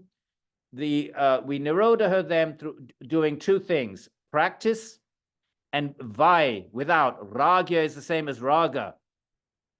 It's a state of mind. The raga is the desire, and the state when the mind is in the state of raga, it is ragya. You put the ya in there. It's kind of the nature of something. So when something is of the nature of raga, it's ragyam. You could also call it rajas, just rajas. It all comes from the same root, raj. So raga is rajas. Rajas is desire. When the mind is in a state of rajas, it's in a state of desire and addicted to action. If you're a rajasic person, you can't sit still. You feel you have to be always doing something. My friends, this is a guna I know very intimately. My teaching is rajasic. Can you not tell? I'm not sitting there going, oh, lo, abhyasa vairagya, my sons and daughters, they're niro. I don't talk like that. I'm rajasic, right? So rajas is good, but rajas is energy. It depends on whether it's governed by tamas or sattva, my friends. Let's be clear about that. In and of itself. You think Guruji Iyengar wasn't rajasic? You think Krishnamacharya wasn't rajasic? You think Vivekananda wasn't rajasic? You think Shankaracharya, when he's wandering around India in his Digvijayas, wasn't rajasic? You think Ramanuja in his debates wasn't rajasic? You have to have rajas if you want to be a teacher, my friends. Maybe not as much as me, but okay. So vairagya. Okay, that is vai means without. It's a bit like is the opposite of something. So the abhyasa is the opposite of, no, that doesn't work for this word. But vidya, avidya. Vai is not so much the opposite as the absence of a thing. The absence of a thing doesn't necessarily imply its opposite. Whereas does imply the opposite of the noun it's tagged onto. So vidya, avidya implies vidya, right? So atheism implies theism. It's the same in English. But vai doesn't necessarily imply its opposite. It just means it's that thing, when you put vai onto a noun, it just means without that noun. It doesn't necessarily automatically mean that then corresponds to the anti-noun or the opposite of that noun. No, it's just an absence. So therefore, the absence of raga and practice. What does this mean? He's now going to define them one by one. So if you're looking at structure, my friends, the first 16 verses are an unpacking of the definition of yoga. First 16 verses. So he defines yoga as chittavritti nirodha. He tells us what happens. Then drashtu sarupe vastanam. Please at least memorize the first 3 verses. That's your homework, my friends. Memorize the first 4 sutras, or at least 2, 3, and 4 for your homework. Okay, that only the gods are watching, the devas. So I'm assigning you this as your homework for next week. There's just 12 words. How hard is that? 9 words. Okay, yoga's chittavritti nirodha. That's what yoga is. Tada, then, drashtuhu of the seer svarupe vastanam, the situatedness of the seer in his own nature. And verse 4, vritti sarupyam itaratra. Otherwise, consciousness is absorbed in the vrittis. You memorize those because you don't need to read anything else if you understand those. The rest is just an unpacking of that. The rest is just embellishment on those 3 sutras. That's it. Yogas chitta vritti nirodha, tada drashtu svarupe vastanam vritti sarupyam itaratra. Yoga. Okay, so memorize them. I'm going to test you. I'm going to go up there. I'm going to scroll through the heavenly realms. And what will I'll say, Natalie Lester. And then she'll have to unmute or not. She doesn't have to. And then I'll say, Jason Elliott. And then we'll test you. Okay, back to our Nirodha. What is it? Abhyasa Vairagya. Learn these words. They're in the Gita. Arjuna says to Krishna, right? This yoga of which you declare, right? Oh, Krishna, it's very difficult. How can I do it? Give me a second. Let's make a nice little connection with the Gita, my friends. Give me 1 minute, if you please. And how do I do this? OneDrive, the Gita, chapter 6. Here it is. Let's go down to the bottom of chapter 6. And Arjuna, like, he's getting all this heavy-duty jnana, and he's convinced about it. He says, yes, look.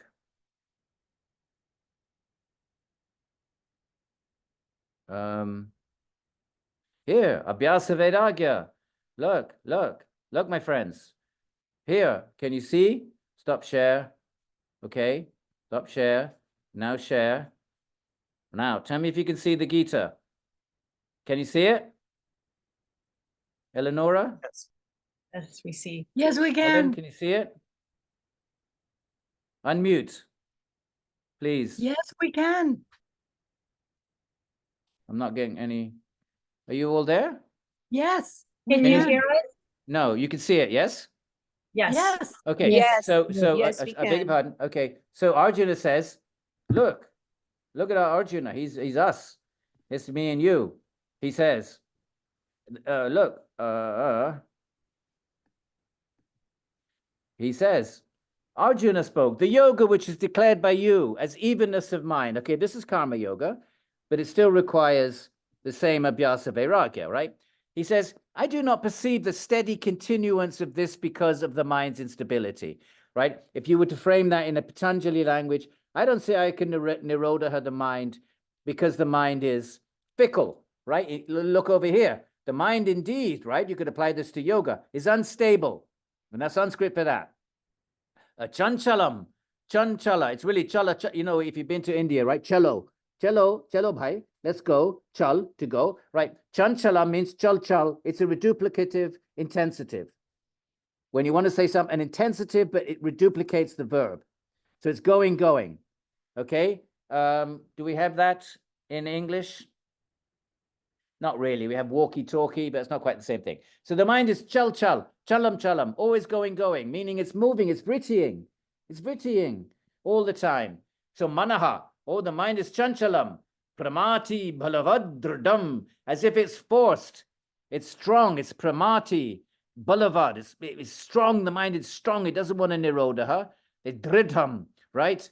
Tasyaham nigraham manye, I think, Krishna, controlling it, to try to control it, vayureva sudushkarab. It's as difficult as controlling the wind. You can't control the wind.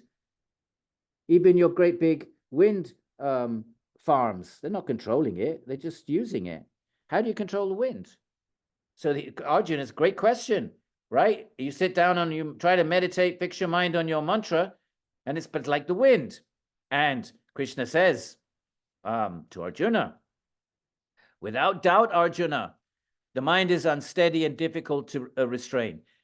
But by practice, look, abhyasena and vairagayena, two words. Abhyasena means by means of. Abhyasena, vairagyena, don't worry about the ena.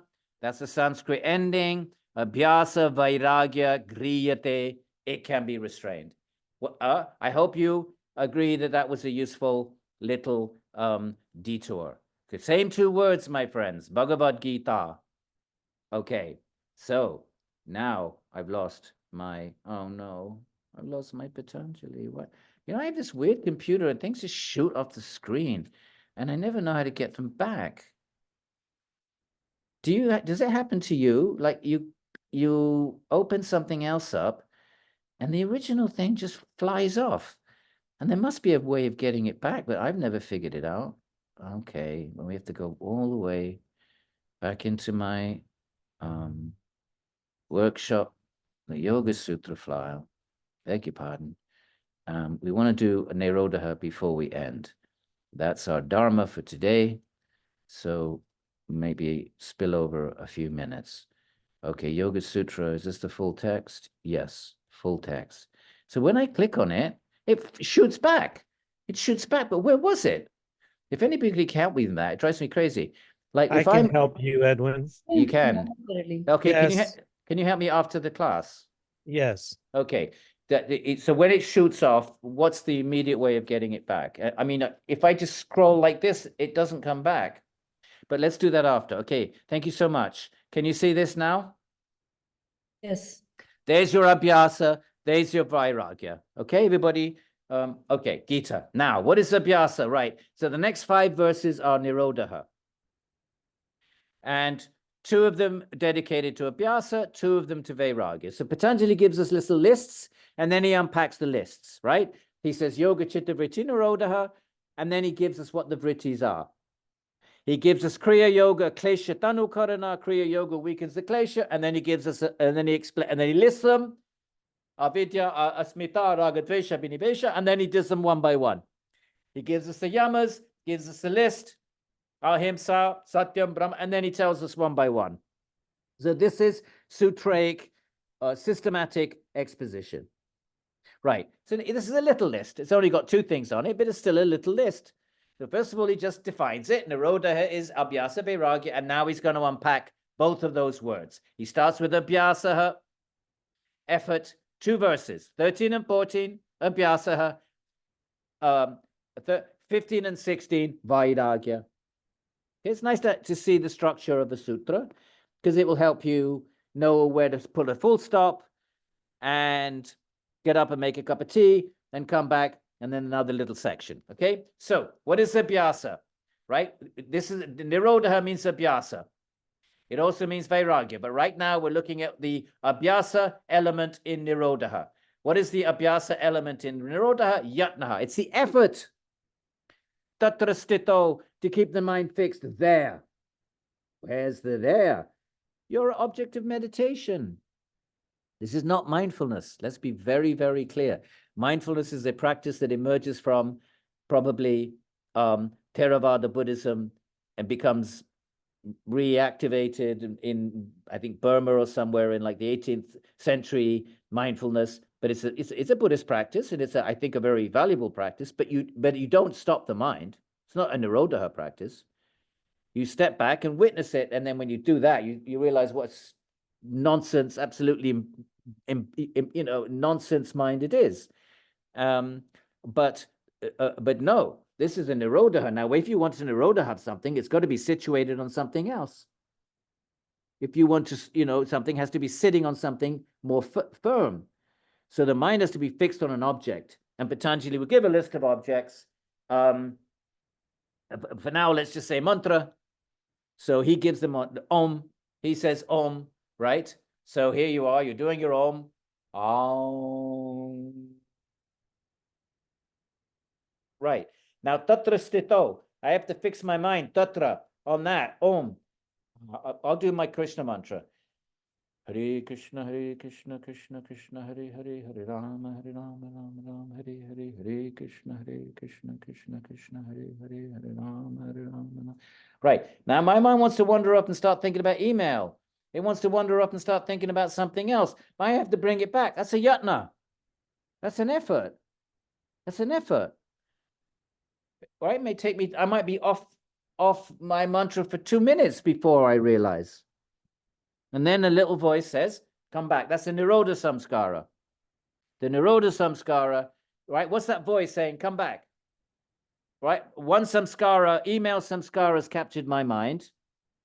And then another Samskara says, hey, this is not the time to think about email. Come back, get back to your mantra. Well, what's that little voice then? It's also Samskara. There's no magic.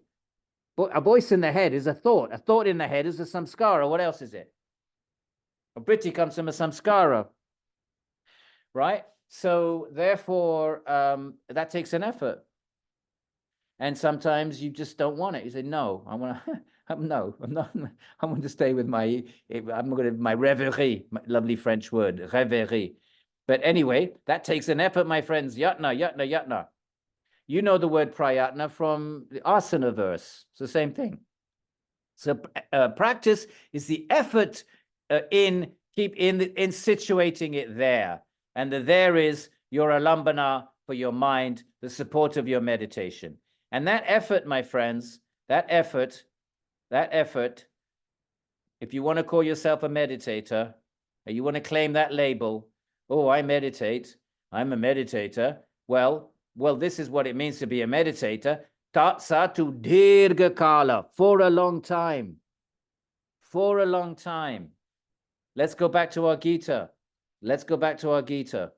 What does a long time mean in the Gita? Oh God, I lost that one. No, I'm gonna just give me a minute, my friends. Bear with me. We're almost done. Oh no, I'm gonna lose it again, aren't I? Let's just bring that back. Okay, let me put that down. It's okay if I minimize it, then I don't lose it. But if I don't minimize it, is when I lose it. So thank you for helping me with that. Okay, but let's look at the Gita. What does a long time mean? Right? Does that mean, you know, a year? When I started my yogic path 45 years ago, I thought I'd be a bodhisattva by 30. And now I'm 66 and I'm still an idiot. And I realize a long time, now I see what Krishna says here. What does he say? He says, look, here, you might fall, you don't finish, you get a good birth in a family of yogis, so you can pick up where you left off because you didn't finish, right? He may be born if you don't finish in this life. So Dirga Kala means many lives. It could be more than one, right? Then you get born in the family of wise yogins. Such a birth is very difficult to attain in the world. Why is it difficult to attain a birth in a family of yogins? How about because yogis are brahmachari? So it takes a very special yogi couple to decide they want to bring a soul into the world and raise the child as a yogi. But that's not the point. So then you take birth again. You didn't finish. What is that? We're looking at, what does a long time mean? Well, then you regain the knowledge derived from a former body. So whatever work you did in this life, it's not lost. Don't think it's lost, because sometimes people think, well, I like yoga and it's, you know, I relate to everything, but I'm never going to do it. Like exactly what Arjuna said. He's trying to wiggle out of it. He's saying, well, I can't do it. It looks like, you know, and Krishna says, no, it can be done, and do it. And if you don't finish, you lose nothing. You come back, take birth in a family of yogis. There he regains the knowledge derived from a former body, and he strives onward once more, right? But this is the verse we want to look at, 44. He's carried on even against his will, because if you do serious, heavy-duty practice in this life, you don't finish. Next life, you're going to be a pretty heavy-duty little boy in school or little girl with intense yogic dispositions. And even against your will, or in some cases, you get to be a kid, and then all of a sudden, those samskaras surge into your mind when you're a teenager or a young adult, they overwhelm your mind. Something triggers them, maybe, and you're carried on. And those some scars of 40, you did 45 intense years or whatever it was. That's not thrown away. And then they all come back, and you're in the whatever state of renunciation you attained, whatever state of vairagya, indifference to the world you attained, whatever wisdom you had about the temporary nature of things, it all comes flooding back, and you're carried on against your will. It becomes meaningless to try to find pleasure in the world. You've already been through that, done that, realized its fickleness, and by prior practice, you're carried on. He who even, and then he says, look, this is the verse. Through persevering effort and controlled mind, right? You effort, that's the yatna. Here's the yatna that we're looking at. Here, I'll blow it up. The prayatna is the same as yatna. You see it? The prayatna, right? So the yatna, through that yatna and controlled mind, the yogi cleansed of evil, right? The kleshas, all of that, and perfected through many births. So how about that for what a long time means? And the commentators all point to this verse in the Gita. The Patanjalian commentators, that verse we looked at, right? That Abhyasa Vairagya, right? So Abhyasa is the yatna. Well, here's the yatna. We just looked at the yatna. That's verse 14. And then verse 15, it says, Dirgha Kala, long time. Look, many births. Actually, the text says aneka, not one. Literally, it means, it doesn't actually mean many, it means not one. So you see how these texts are all assuming each other, they're all in communication with each other, and I can't believe it. I've lost I minimized it, and it's lost. And I don't get it. Where does it go? If I scroll, it doesn't come back. So then I have to go back. Why don't you go to the tab? Which tab? We are looking at two tabs here. One says chapter 6 and the other says Yoga Sutras. Really? Hmm. Oh. Okay, but that isn't always the case. Okay. Can you see it? Yeah. Okay, so the Dirgha Kala, why did we do all that? Let's just connect what we just did in the Gita. We found the words Abhyasa Vairagya in the Gita, in the same section. Arjuna says, I can't do it. Mind's too fickle. Krishna says, yes, you can. Abhyasa Vairagya. He uses those two words. Then he says yatna, same. He says prayatna, same thing. Effort. And then he says, and then Patanjali says Dirgha Kala. Patanjali says, for a long time. And this is pathetic, isn't it? I know it is. Okay. For a long time. And then we read the verse in Gita where Krishna says, Aneka Janma, more than one birth. Okay. So Abhyasa has to be effort for a long time. Okay. Don't think. And so definitely this lifetime. Definitely this lifetime. Don't think it means a year or 10 years or 15 years, my friends. And don't be discouraged if you feel you're not making any progress. The number of times I wake up and think I've been at it this 45 years and I'm just the same idiot I was as a teenager. The number of times I encounter the same kleshas I had when I was young, and I feel a little hopeless. Krishna says, no, no, no, no. Pack it in, pack it in, pack it in. Fill in your spiritual bank account, because next life you start right where you left off. So Dirgha Kala. Now, Nirantarya, no interruptions, my friends. It's not that you feel like it one day, you don't feel like it that. You do japa. If you do japa every day, if you take Diksha, initiation into a traditional lineage, you're told to do your japa every day. Your meditation has a daily practice, whether you feel like it or not. Whether your friend is coming to visit or not, you do japa every day without fail. That's Nirantarya. And Satkara Sevita with respect. Satkar. This is a honorable, noble practice, meditation handed down by great beings. Don't get despondent. Don't get angry if you feel you're going nowhere. Because what's the option? You go back to suffering and trying to find happiness in the same old conditioned behavior patterns that have caused you frustration in the first place. Otherwise, you wouldn't be doing yoga. You wouldn't be doing this kind of yoga if you weren't frustrated with mundane experience on some level. So that's abhyasa. Once again, effort, verse 13, and long time, no interruptions, respectfully. What's about vairagya? That's the other limb of nirodha. And vairagya is a state of mind. Abhyasa is what you do. Vairagya is a state of mind. And what kind of state of mind is it? First of all, it vashikara sanya. It's a state of mind of one who's controlling the mind. Eventually, it becomes sattvic.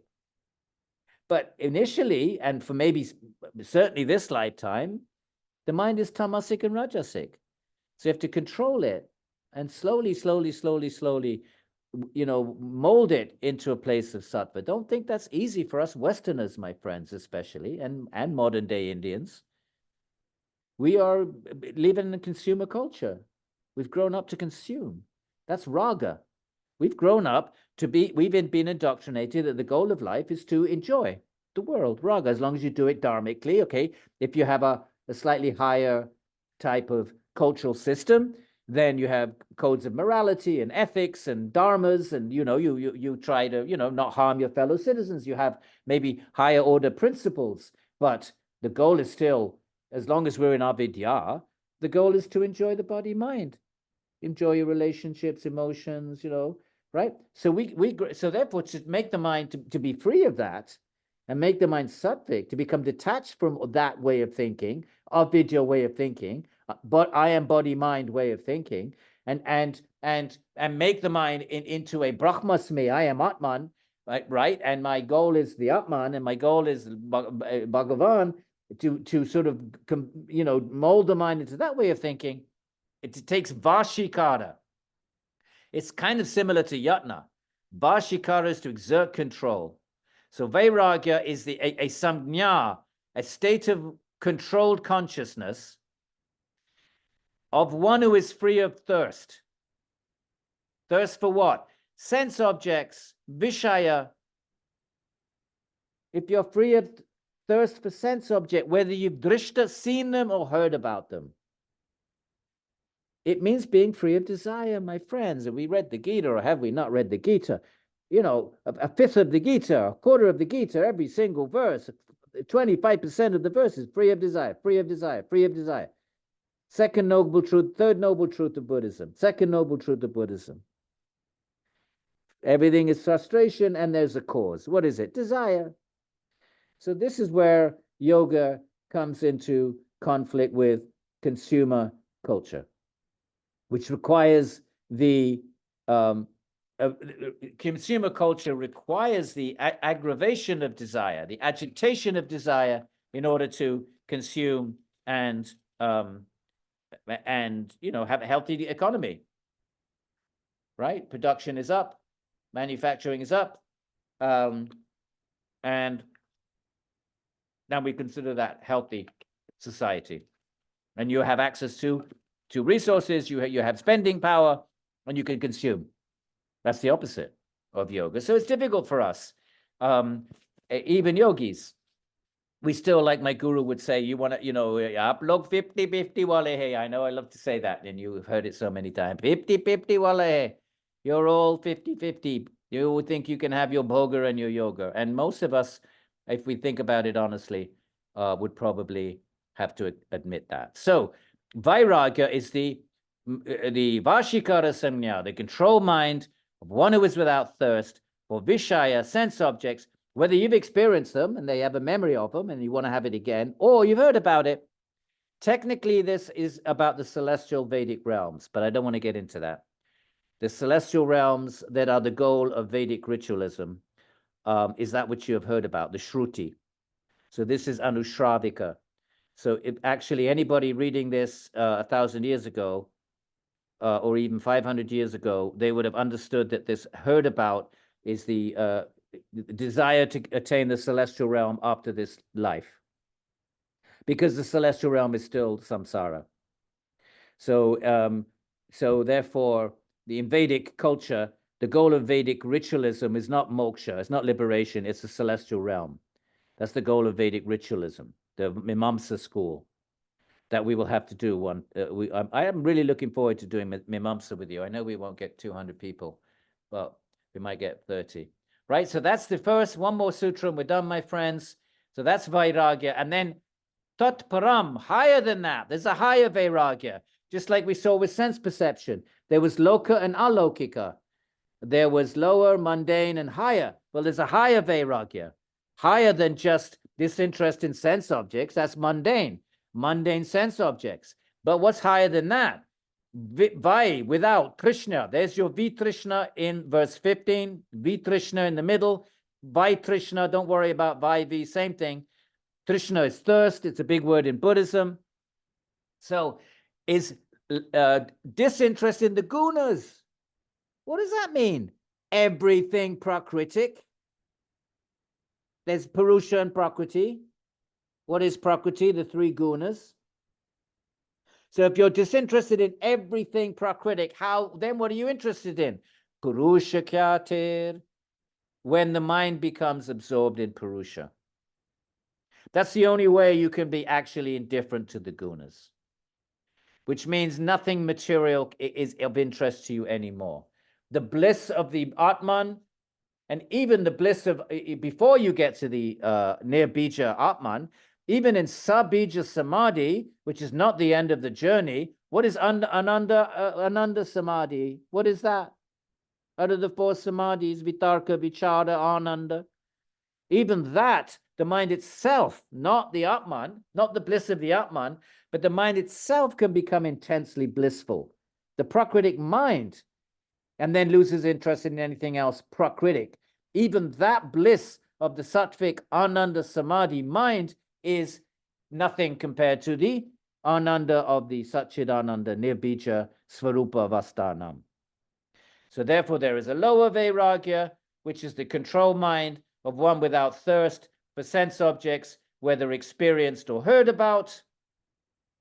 And then there's Tat Param, higher than that, is Guna Vaitrishnya, indifferent to the entire Prakritic manifestation.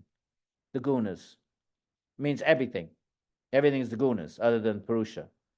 And then put that, and where does that come to be? Purusha Kyatir, when the mind is absorbed in Purusha, and that is, I would say, Ananda Samadhi. It's not Nirbija, but it's Ananda Samadhi. All right, my friends? So let's put it all very quickly together and we'll take questions. So we had Yoga's Chitta Vritti Nirodha. Yoga is the stilling of the mind, okay? And right, memorize that. I'm going to quiz you. And then Tada Drashtu Sarupe Vastanam. Then there is a situatedness in its own nature of the seer. The seer abides in its own nature. Otherwise, what's it doing if it's not abiding in its own nature? 4. Vritti sarupyam itaratra, otherwise it's absorbed in the vrittis. Okay, what are these vrittis? Pancha, there's 5 kinds. Okay, fine, what else? Well, these 5 kinds are actually klishta or aklishta, so there's, in a sense, there's 10 vrittis, but there's 5 categories of vrittis. They could be klishta or aklishta. What are these 5 vrittis? Well, the first one is right knowledge. Oh, here they are listed. Remember, he gives a list and then he goes through them one by one. Right knowledge, wrong knowledge, error, metaphoric thinking, deep sleep, memory. Fair enough. What's the first one? Right knowledge, subdivided into 3. You can get right knowledge through your senses, correct inferences, and bona fide words, and this can pertain to mundane reality. These 3 ways of knowing mundane reality, but the non-mundane reality, Purusha and Bhagavan, can also be known through these 3 ways. You can have a vision, it's called darshana, of God, or you can have a sarupa vastanam, experience of your Atman. You can infer these 2 entities exist by following the logic of the Nyaya school, and you can receive words about both of them through the sacred scriptures of many traditions of the world, but of course India very richly represented in terms of its revelations, if you will, of these truths, right? So what's wrong knowledge? Well, it's false knowledge, and it's atadrupa pratishtam. It's situated in the not that nature of a thing. So I think the tree is a post. Well, it's tadrupa. It's tadrupa is a tree. I think it's a post. So I'm seeing, I have a vritti, but it's the atadrupa. Okay. And then what is metaphor? It follows the usage of words. We all use metaphor, conventional speech, but vastu sunyo, it doesn't really have an object. Time flies is not an object in the way a tree is. A tree can be perceived accurately, then it's pramana. It can be seen inaccurately. That's the second vritti, it's error. But what about metaphor? Doesn't fit into either of those. Then a philosopher needs to account for it, put it in a category of its own. Deep sleep is also a vritti, and he needs to put the word vritti in. Otherwise, we might think, well, it's not a vritti, it's an absence of vritti. No, it's a vritti, but what's absent is any content. Above a pratyaya. Fair enough. What's smriti? What's memory? It's a sense object that has been experienced that doesn't slip away. So either direct memory in your conscious waking state is memory, dream is memory, but just you're not in control of the sense objects. The Vishaya, learn that word, Vishaya, sense object. It's all over the Gita. So a sense object. And memory, it could be just regular memory. I remember where it doesn't slip away. I remember where I put my keys. It didn't slip away. Or it can be in dream, but now I don't have control over it. And in fantasy, well, I do have control over it, but I'm putting together my memories in a fictional way, and that would be reverie and so forth, right? Okay, and then we have to nirodha all of them, whether they're klishta or aklishta. And how do you do that? You practice and dispassion and detachment. What is this practice? It's tatra stito yatna, the effort to be situated, keep your mind fixed on your object of meditation, your mantra, whatever that may be. And my friends, dirgha kala, this is important for us. These two words are probably the most important things for us if you want to do yoga, not just study it. Dirgha kala, for a long time. Don't imagine that it's going to be this, otherwise you'll get despondent and give it up. Krishna says, aneka janma, many births. I'm stressing this. I'm stressing it because I've had many despondent moments in my own journey. I've now been 45 years since I started. Okay, long time. And Nirantarya, every day. That's a tapas sometimes. Sometimes it's great, smooth sailing, wonderful. Not all the time. Tamas kicks in and you want to go back to sleep. Or you just say, oh, I'm not getting anything out of this. Give it up, give it up. Tamas. So Nirantarya, no interruption. Satkara, with respect. And there's a higher, and then what about this vairagya? It's the controlled mind, it's not magic. This is the same as tapas. If you do tapas, you get vairagya. Tapas is what you do, and vairagya is the state of mind that comes from it. And what is this tapas? Is you control the senses. And what is the vairagya then? The mind is free of sense, of thirst, desire. For vishaya, there's your vishaya again. It's free of thirst for vishayas or sense objects, whether you've experienced them yourself, drishta, or anushravika, you heard about them. And then finally, by the time you get to this tatparam, higher than that, this is way up there now. There's no going back. There's no going back for any of us, my friends. Just so you know, you can walk away from this. But these are not like regular samskaras. They'll come back next life. The yogic samskaras are not of the same metaphysical nature. They may be the same in one sense metaphysically, but they are inherent in the yogic samskaras from the studies. There's a certain potency, a shakti. It's called a shakti. You've all heard the word shakti, but shakti means different things. And these samskaras have a shakti. Unlike other samskaras, you can't remember anything from your past life. We can't remember anything. Occasionally, you might have a deja vu. And when these scholars I was talking about, they're collecting past life experiences. Usually, it's kids 2 or 3 years old. There are exceptions, but almost all of them are very young. They have to catch them when they're young. So you don't remember anything of your past life. But yogic samskaras are not like that. They have a different Shakti. Because the texts are considered to be embodiments of Brahman. That's why it's called Shabda Brahman. It's Shabda Brahman. It's Brahman in the form of words. And therefore, the Shakti of when you do your Svadhyaya next life will that Shakti is that which, it's like a power, it's that which causes something to happen, Shak. So the Shakti of these samskaras will cause these samskaras to reemerge in the mind. You won't remember the exact, the sutras that you memorize, but there'll be an intense, kind of impulsion to study these texts. They'll seem very familiar when you do. And you'll be intensely attracted to them to the extent that you were in this life. You pick right up where you left off. And we just read the verse in the Gita. So these samskaras, so therefore, so vairagya then, that's the sign of yogic advancement.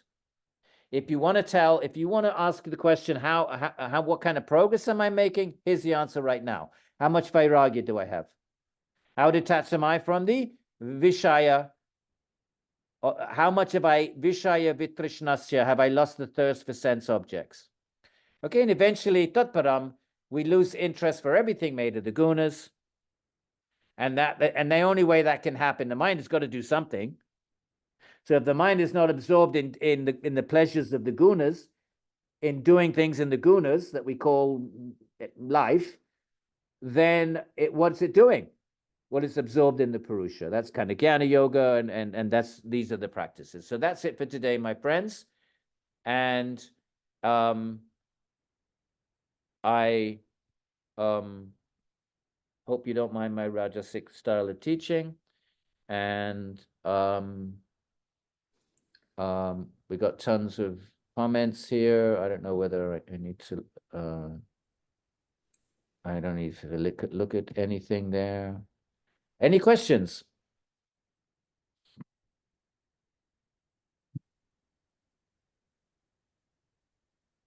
Yes. Can I ask a Yeah. question? Yes, please, yes. It has to do with the word smriti, the memory. Yes. Does that include the samskaras and the vasana as a part of the smriti? Well, some vasanas are usually, it's hard to find a distinction. But I remember it's been 10 years since I did the Yoga Sutras, at least, maybe more than that. But but in one commentary, the vasanas tended to be associated with past life samskaras. So they're both, vasana is a samskara. Everything's a samskara. Anything in the mind is a samskara. One commentator even says avidya is a type of samskara. But when it's past life, and therefore kind of deep, maybe a deep level kind of personality trait that's coming from a past life, then it's called a vasana. And if it's samskara, then it could, but it could also be past life samskara. You could use the word samskara for past lives as well. But I don't think you use the word vasana for active samskaras of this life, unless they've been reactivated from a past life. So vasana, in my understanding, at least according to one commentary, and I read all the commentaries, all the traditional commentaries for all the sutras, and as I recall, it's been a long time, there was only one that actually clearly and precisely made this distinction. You might find this distinction made in Vedanta commentaries or elsewhere, and that was what it was. Vasana is past life, so deep level, what Freud would call the, I guess, subconscious or even unconscious, and the samskaras are conscious. So that's smriti. And if they don't slip away, it's smriti. Then it's smriti. They don't asampramoshaha, they don't slip away. So smriti does include samskaras. Basically, that was my question, right? Smriti is samskara, it's nothing Yes, else. samskara. And then what else is there? There's nothing in the mind, there's nothing in the mind except samskara. Is there a way to distinguish between smriti and samskara? Because the one place I read somewhere that samskara means that there is something like a raga dvesha attached to your memory, Otherwise, if it's a pure knowledge, then it's just smriti. Is that distinction possible? Well, that's not the Yoga Sutra. That's not Patanjali. I mean, different texts may say different things. Patanjali says smriti is the not. We just read it. We can read it again. Okay, let's just go back to this sutra. What is this? Smriti. It is the not slipping away of an object, not necessarily desire. Smriti. Vishaya asampramoshaha, the not slipping away of an object that has been experienced. Any object. That's Patanjali's definition of memory. It could be a desire, but it's not exclusively a desire. Thank you. You're welcome. Charles. Ah, yes, thank you.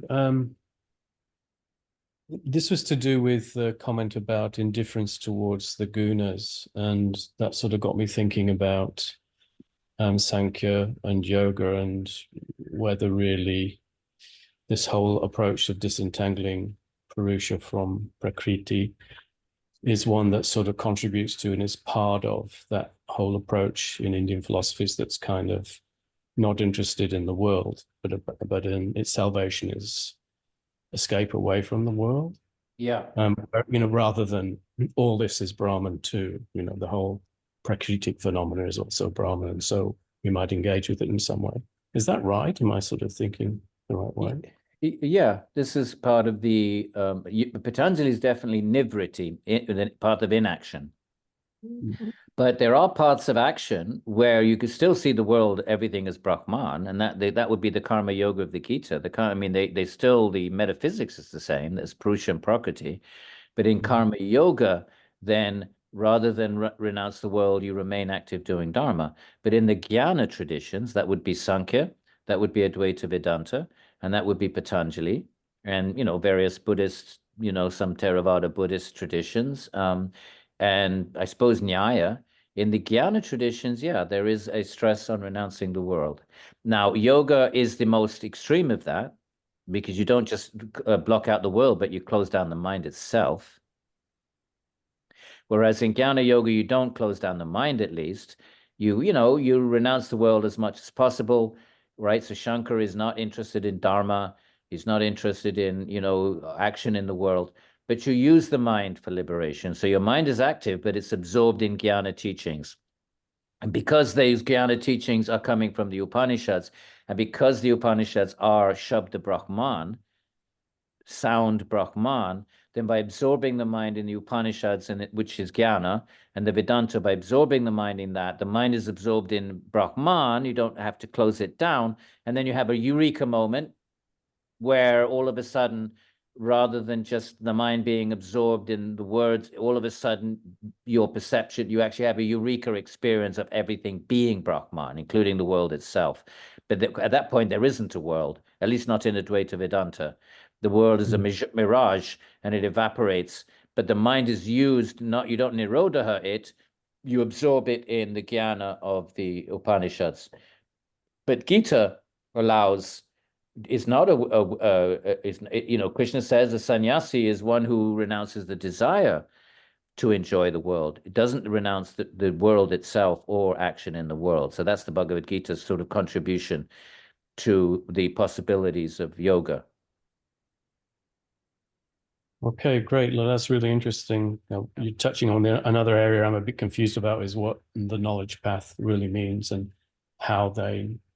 what's being said about how you know what you know, because these 6 pramanas that some traditions buy into and some don't seem to include, except through perhaps scripture referring to yogi's experience, doesn't seem to say that the yogic experience. They'll talk about sensory perception, but not the yogic actual direct experience. So, and I read Gavin Flood saying something about Shankara really kind of not being very supportive of the idea of yogic meditation as leading to that enlightenment, that it was action in itself rather than knowledge. And I thought, well, what is this path of knowledge? What kind of knowledge? Surely more than intellectual and cognitive. But it sounds like you're saying that there's a kind of eureka moment that comes from studying Well, before which- that, though, but Shankara is not favorable to Chittavritti Nirodha yoga. By meditation, meaning the classical, because the word meditation is a bit loose now in the West. It means, sitting on a beach and looking at the moon. But the classical understanding of yoga in the Vedika traditions is Patanjali's Chittavritti Nirodha.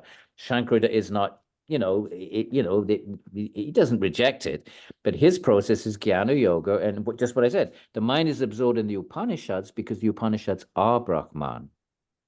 Okay. So therefore, you don't have to nirodha the mind. You have to just focus them constantly in the Upanishads, and then when you're not studying the actual text, you're walking around repeating the Mahavakyas, the great sayings of the Upanishads. You're constantly keeping your mind fixed on those, not in a Nirodha sort of way. And then you're looking at the world and trying to perceive its temporal nature. You see the fleeting. You're training your mind to see things as the Upanishads are teaching you to see them. So in a sense, it's all a bit of an artificial, it's all a kind of a, you could say an artificial construct. You wouldn't be wrong. It's just that word has negative connotations. Yes, you're artificially trying to construct your mind and mold it to seeing things and in the way the Upanishads have taught. And then if you do that, then all of a sudden, the artificial meaning is made of samskaras, made of prakritic stuff, your Mahavakyas, your contemplation of the verses and the teachings. It's all mind stuff. It's all samskara. But at a certain point, and it dissolves, and the actual reality of Brahman, you have the eureka moment. But all processes are like that. Patanjali's process is the same, nirodha, but there's got to be an eureka moment between asmita samadhi and nirbija samadhi. There's got to be a moment where the consciousness is absorbed in the mind, but the mind is in this high samadhi, sabija states. And then all of a sudden there's a nirbija state where consciousness is no longer absorbed in the mind, but it's svarupa. Same in bhakti. You're meditating on your Krishna or your Ram or your Devi. It's an artificial construct. You have what is your image of Krishna? Some picture you saw, you've patched together an image, or maybe the deity of your temple in your village. Or it might be you read the stories and you patch together, a blue, like the blue that in this world, and you stick a peacock feather in it. It's an artificial construct. But what if you do it intensely, then all of a sudden the mind dissolves and Krishna appears in his rupa. So all of these processes require the mind. And until you get there, you could say they're all an artificial construct. Fair enough. But then, Thank you. yeah, Great. Okay. Really All right. great. Thank you. Cheers. Yeah. Yes. Sylvia. Hi, Edwin. Hi. Can you tell me if Atman, Brahman, and Bhagavan, are they all the same thing, or is there a nuance that's different? Can you explain that? Yeah, well, usually, Atman and Brahman can be interchangeable, but usually Atman refers to your own little spark of Brahman within you. And usually Brahman is the cosmic one, because in the beginning of Vedanta Sutra, Atato Brahma Jigyasa Janmadhyasya Yataha. Brahman is that from which creation comes. So therefore, Brahman is usually the ultimate truth defined as the ultimate truth underpinning creation. And Atman is the spark of that Brahman that animates all living beings. Now, the relationship between Atman and Brahman is what distinguishes the Vedanta traditions. Right? So Advaita Vedanta says Atman is Brahman. There's no difference at all. Advaita, no difference at all. And the Vaishnava traditions like the, Krishnamacharya, they say, no, the Atman is eternal. It's a spark of Brahman, but eternally individual. It never merges. So there's a little bit of dualism there. Okay. And who's Bhagavan? So now, for Shankara, Brahman is the highest truth, and everything else is illusory, including ultimately Bhagavan. So in other words, sorry? Who is he? Who is Bhagavan? For Shankara. Oh, that's Bhagavan. That's the only one, or do they call a lot of them Bhagavans? Well, Shankara was a Vaishnava. You see, Shankara has conventional reality and ultimate reality. This is the big question, Sylvia, which, so Brahman and Bhagavan are the same thing. But when we use the term Bhagavan, we're specifically referring to the personal aspect of Brahman. Oh, okay. So when we use the term Bhagavan, we're talking about Vishnu and Shiva. These are all personal manifestations. And yeah, Brahman just means the ultimate truth. It doesn't really tell us, it doesn't indicate whether it's personal or impersonal. Just I means see. the ultimate truth. And the personalists are the Vaishnavas. And they say Brahman is personal, Vishnu, Narayan, Krishna. And the impersonalists would be the Advaita school. And they would say Brahman is ultimately impersonal, and everything else is ultimately a mirage, actually. So the realized beings that are on this planet, they're all Bhagavans.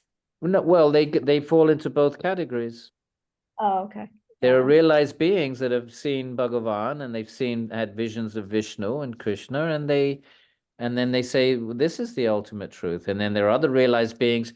Remember what I said last class? Yogis are realizing different things.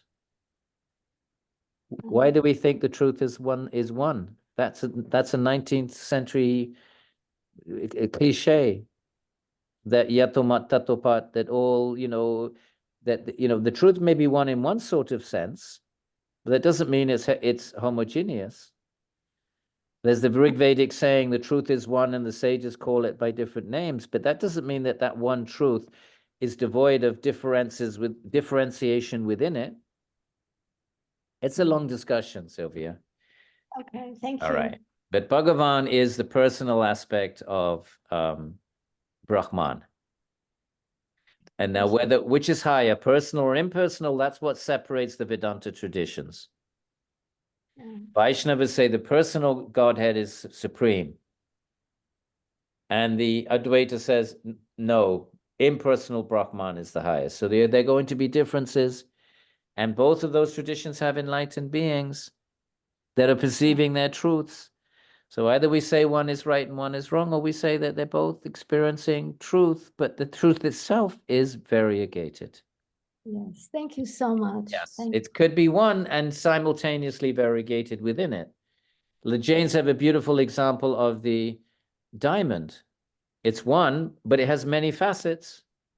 So it's one, but it's also multifaceted. That's a much healthier way. That for me is how I perceive all the different claims that the different traditions, they're not saying the same thing, Sylvia. They're not saying the same thing about what the grand ultimate goal is. We have to honor what they're saying, not try to force them into one little mold. In this, yatomat tatopat. Okay, well, we could spend a long time on that one. Okay, take care. Neela, Pranam. Pranamji. Bryant. Pranam.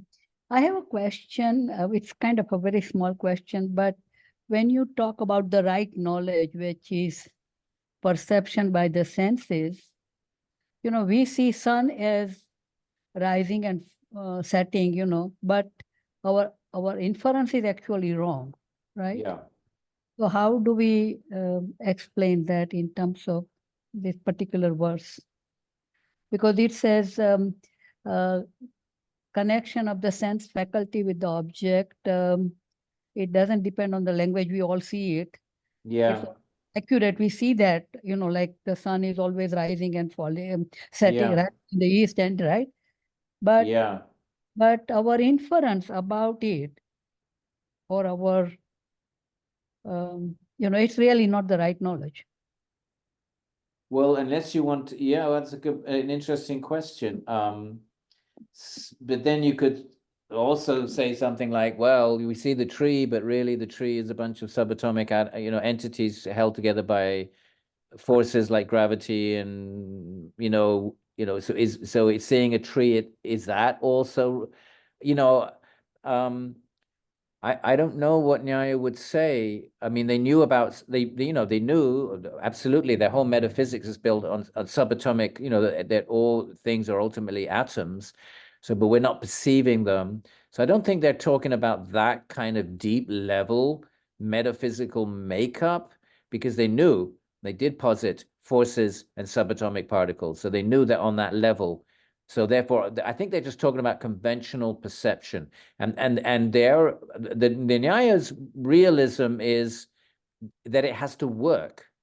They're very practical. They're practicalists. So therefore, it works if I need to see the tree, because I need to get some wood, because I need to heat the house. It works that I see it as a tree rather than a bunch of molecules. Now, your specific example of the sun rising and setting, and we see it rising, so we perceive it rising. I would think, I'm guessing here, if I were in Nyayika, I would say, okay, that inference would tells us that it's not actually rising and setting. And so therefore, in terms of just functional practicality, we see it rising and setting, so it's practical, so we know we have to get up now, and we have to make breakfast, and then and then it's setting. So practically speaking, that sense perception from a practical point of view, we can think of it as, rising and setting. So we structure our day around it. So they're functionalists, right? They're realists and functionalists. But probably they might agree that fine, on another level, inference tells us, or words tell us from our scientists, and they knew about, the earth, and they knew about the planets and all of that. But inference tells us that it's not actually, and therefore inference gives us another type of knowledge that is theoretical. It's not practical, but theoretically it's not actually rising and setting. So I don't know. I'm just throwing out my speculation. I'm putting on a Nyayika hat, and if I were a Nyayika and I had to answer a question like that, that's what I would say. But they certainly knew that the sun wasn't actually rising and setting. Actually, yeah. So basically, it is like using it in practical sense, not. They were practicalists, and I think their pramanas are about, and practical means it has to work. They actually say it like that. We have to be able to, it has to be able to sort of, function in our day-to-day lives. And they, yes. Okay. Thank you. That's the best I could do. I'm not sure that's a great answer, but that's the best I could do. Thank you. Yeah. Thank you. Okay. Okay. So then we have, is that Sarah? Namaskar. Can you hear me okay? Namaskar. Yes, I can. Yes. Yeah, after last week's session, I've been wondering about the chitta in relation to Purusha and Prakriti, because we're talking about chitta vritti nirodha. Yeah. But yet, is this, at certain times you said consciousness was outside the mind, but yet it's not really Purusha, is it? Consciousness is Purusha, yeah. It is, okay. Purusha is the substance, Atman, Purusha, and consciousness is its quality. Ah, wonderful. Yeah, so the quality of Purusha, yes, in Yoga and Sankhya, not in Advaita Vedanta, that's different. But in Yoga and Sankhya and Nyaya and much of Vedanta, not Advaita Vedanta, but other Vedanta. So consciousness is the property of the Atman. Chitta is Prakriti. No, yeah, where we're getting confused here is chitta. Okay, chitta with a double T is the mind, and it's made of Prakriti. Chit with a single T is another word for consciousness. And that's where there could be confusion. So what is consciousness called in Sanskrit? It's called chit or chitti shakti or chaitana. There's different words, but chit with a single T is completely and utterly different from chitta with a double T. So therefore, Purusha, also known as Atman, also known by various other names, Patanjali calls it the Siya, is a substance that has the quality of chit or chitti shakti with one T. And it is absorbed in Prakriti. The immediate layer of Prakriti surrounding the Atman is the chitta with double T. That's the immediate adjacent layer that Atman cannot contact, the consciousness cannot contact the world directly, because if there was no mind, you would be omniscient.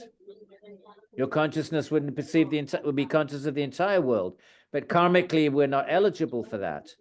And so therefore, our consciousness is limited depending on our karma.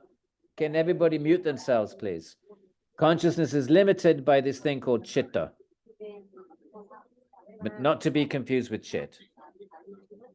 Thank you, because I think last time you were talking about chitta being buddhi, ahankar, and manas, yes, exactly. manas. Yes. And I was Yes. like, oh, so Yeah. thank you. That's really clarified. Okay, you're welcome. Yeah.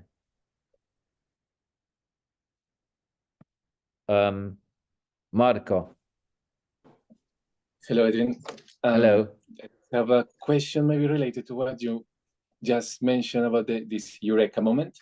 So how can we consider this eureka moment right knowledge within the Patanjali tradition? Because right knowledge is mostly direct experience, one of the aspects of right knowledge, and this is via the senses, and this is a vritti, and we want to nirodha the vrittis. So how can it be right knowledge of the Well, Atman, he doesn't call it right knowledge.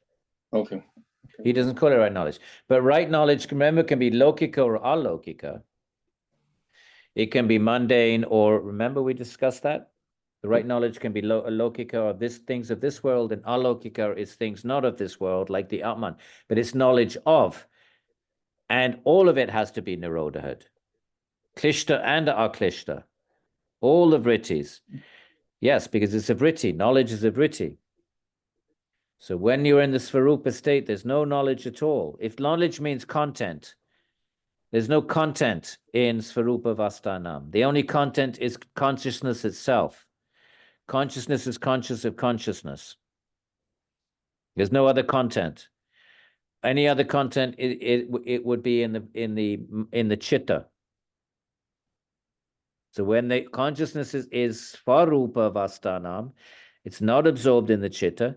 It's absorbed in its own nature. There's no content. So there's no knowledge there. If by knowledge you mean knowledge of something, no, there's no knowledge of anything other than Svarupa. There's awareness of awareness itself. And then, so how this liberated beings could recall such a state if there is no knowledge being created or memory being created? You don't, there is no, when you come out of that state, there's no memory of it. Okay. And then you could say, well, why would I want to go back into it? Well, all we know is that when great beings come out of the state, that they are not interested in anything in the world, whatever that, we call it bliss. The Upanishads call that state bliss, but we don't know what that means, because when we think of bliss, we can only think of our little Kodak moments in this world. But they call it ananda, and they try to quantify it. It's amazing. They say it's millions of times greater than any experience in Prakriti. But there's no memory of it. So then you could say, well, why would you want to go back if you didn't? Normally you want to buy an ice cream because you have a memory that I had an ice cream last week and it was good. And the desire for an ice cream is the reactivation of that memory. So normally we want to do something because we have memory that thing is good, but there's no memory in the nirvijna state. So therefore, there's no imprint of it on the mind. So therefore, why would you want to go back? I don't know how to answer that question, other than by saying the beings in that attain that, they have, even Patanjali just said, we read it, guna vetrishnam, no interest in anything made of the gunas. And then either they have an option, either they just stay in that state. Now, of course, there's still karma, because this life has been activated. They're never going to be born again, but they still have to live out the rest of this life. So what do they do with the rest of this life? Their options are either go back into that state as often as they can, or they go out into the world and try to share their experience with others. And those are our teachers, and that's why we offer them our respect, because they didn't choose to sit in a cave and just try to remain in that state. But whatever it is, there's no words to describe it. If you say it's bliss, we only our understanding of bliss is only of a material experience. We don't have any experience of anything other than prakritic pleasure. Okay, thank you. So that means it's beyond, beyond knowledge, beyond the senses, mind, beyond beyond the language. mind, beyond language, beyond the mind. There's no samskara for it. When that experience does not imprint itself in the mind as a samskara, any other experience leaves an imprint of itself on the mind. So then you can go and remember it because you have the imprint. But that nirbija experience is not imprinted on the mind. So when you come out of that state, there's no imprint. There's nothing you can say. So all you can say is, well, it is, and it's blissful. You have to use, you say something like it's blissful, but you can't really explain what you mean by that. So then how do we know it's good? Well, the only way how do you know, why should it be desirable? Well, one thing we know is that those who attain it never want anything, they have absolutely no interest in anything prakritic anymore. So that's testimony of some sort. If they have absolutely no interest in anything prakritic, that means whatever that state is, it transcends and surpasses anything prakritic. So that much information we can infer. Yes. Okay. And this will differ from Svarupa from Bhagavan because this could leave an imprint. Well, yes, could take form. yes. Bhagavan can leave an imprint, and that imprint can overwhelm the mind. And completely, if you have a darshan of Bhagavan, then your mind is completely absorbed in Bhagavan. And even if Bhagavan disappears, that imprint will remain with you for the rest of this life. And then when you die, in the Vaishnava traditions, you get a body made of pure consciousness in the divine realm of Bhagavan, and you spend eternity in relationship with Bhagavan. You don't spend eternity in your Svarupa Vastanam. You spend eternity in these Brahman realms. They're not prakritic. They're made of pure consciousness, condensed consciousness, and you get a form, and you interact with Bhagavan according to whatever your type of love you have. Different flavors of love. That's a story for another day. Okay, Marco. Yep. Take care. Yeah. Okay, John. We had your Vairagya verse today. Yes, we did. Thank you. Yes. I had a question about Purusha Kyatir and Viveka Kyatir. Are they pramana? Alokita pramana? Yes. Yeah. Or are they Svarupa Vastana? No, they're not. They're not Svarupa Vastanam because that would be Svarupa. This is a state of mind, not of the Sva. Okay, good enough. Yeah. So and I would say that Viveka Kyatir and Purusha Kyatir could be the same. I would say Purusha Kyatir is a little stronger though, because Right. the mind is actually reflecting the Purusha. I would correlate that with Asmita Samadhi. Whereas Viveka Kyatir is just a very high state of jnana. The Viveka Kyatir that you get when you do Ashtanga Yoga, right? Yoganga Nushtanad, Ashudikshaye. No, where is the Viveka Kyatir verse? Viveka Kyatir Viplava Anopaya. Oh, that's how you destroy. Yeah, Viveka. Okay. That's how you get the Kaivalya. Yeah. Okay, so that I wouldn't put that on the same level as Purusha Kyatir. I mean, obviously there are similar sorts of things, but the Purusha Kyatir to me would be Asmita Samadhi. The mind is actually reflecting Atman back to itself. Okay. And they talk about it being like a mirror. Oh, okay. And it reflects, the mirror of the mind in a pure mirror. It's still mediated though. It's not direct. It's not Svarupa. The Rupa of the Atman is imprinted on the mind. So therefore it's Asmi. It's not the bad Asmita. It's not the Klesha Asmita. It's the real Asmi. The mind is actually reflecting Purusha back to itself. It's like looking at your face in a mirror. You're still a reflection. It's not the real face. It's a reflection, but it is a reflection of the real thing. So it's still a sabija state. Asmita Samadhi. Yet in that second pada, where they talk about Viveka Kyatir Viplava Anopaya, they talk about that as the way to enlightenment or liberation. Yeah, let's look at the verse. It's in means chapter to 2. Liberation is uninterrupted discriminative discernment. Right. So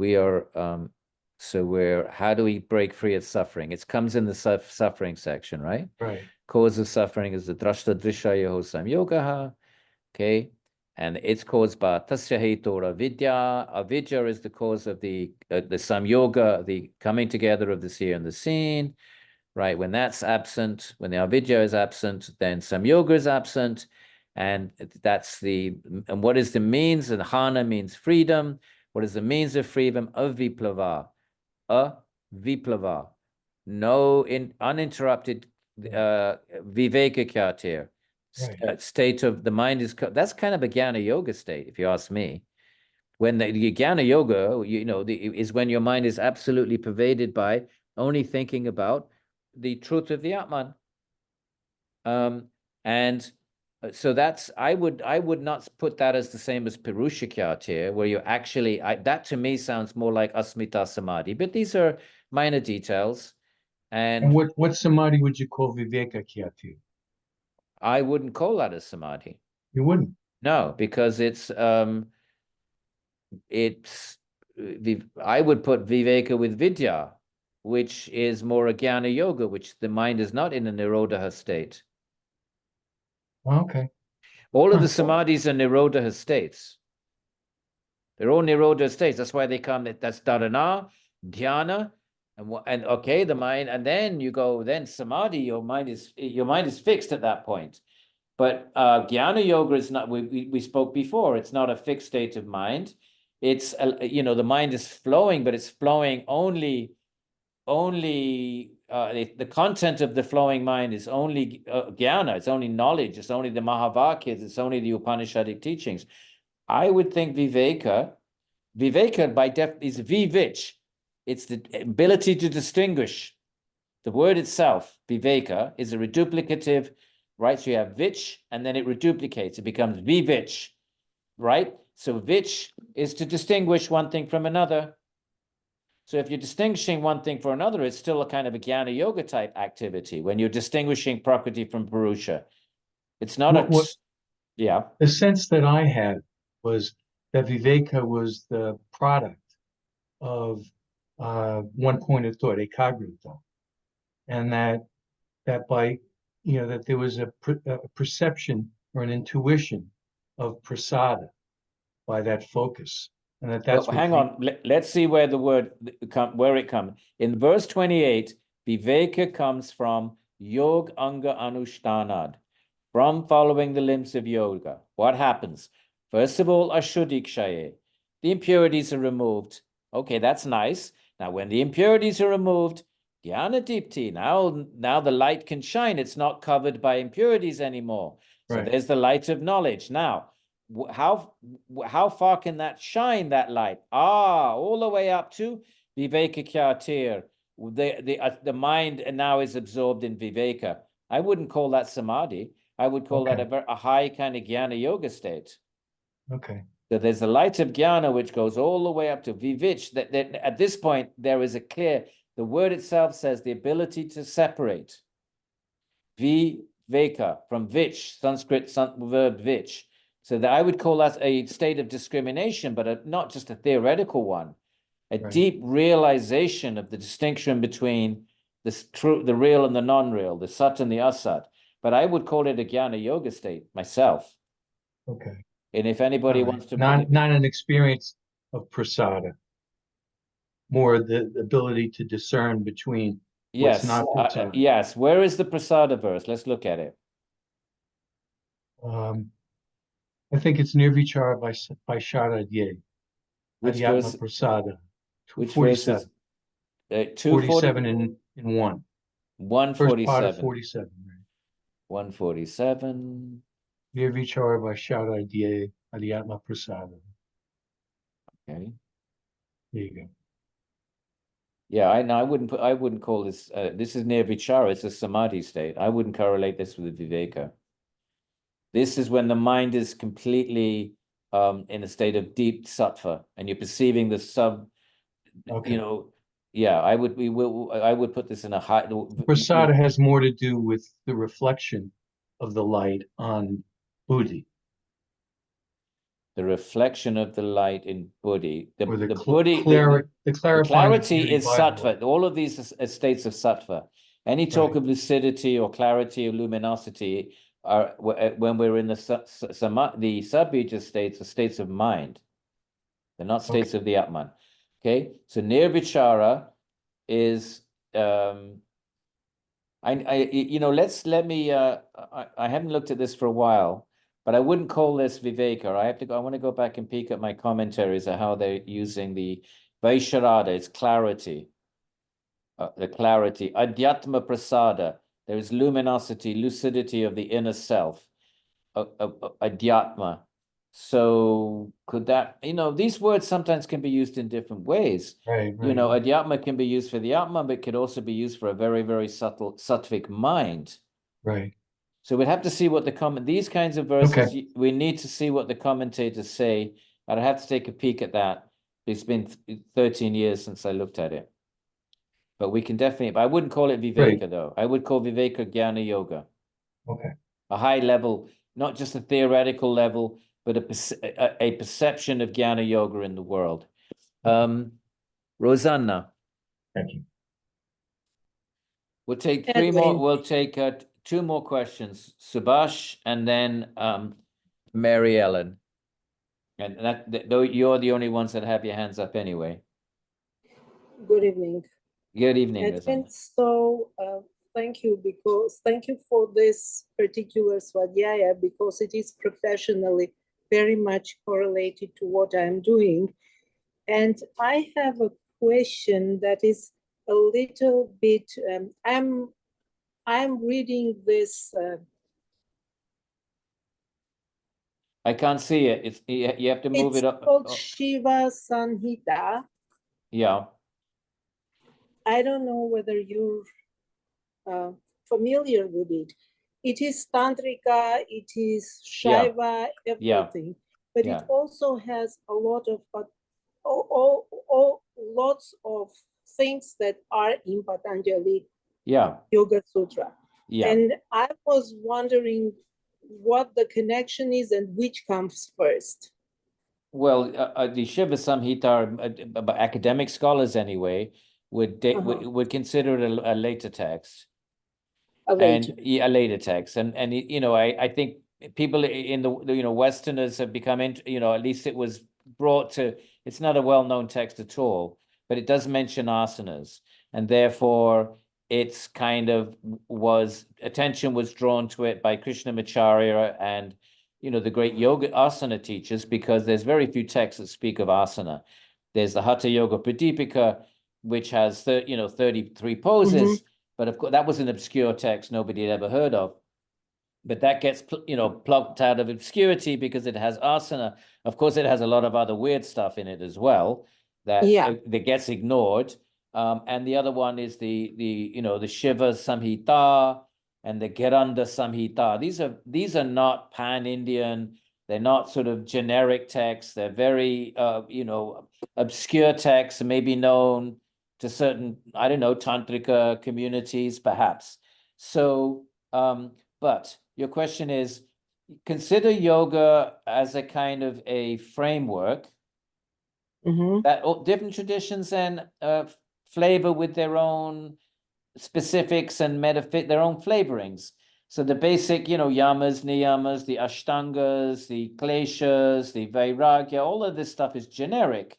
But then Tantrikas will add their own Kundalini model and the chakra model. They'll sort of blend that with the sort of basic infrastructure of yoga.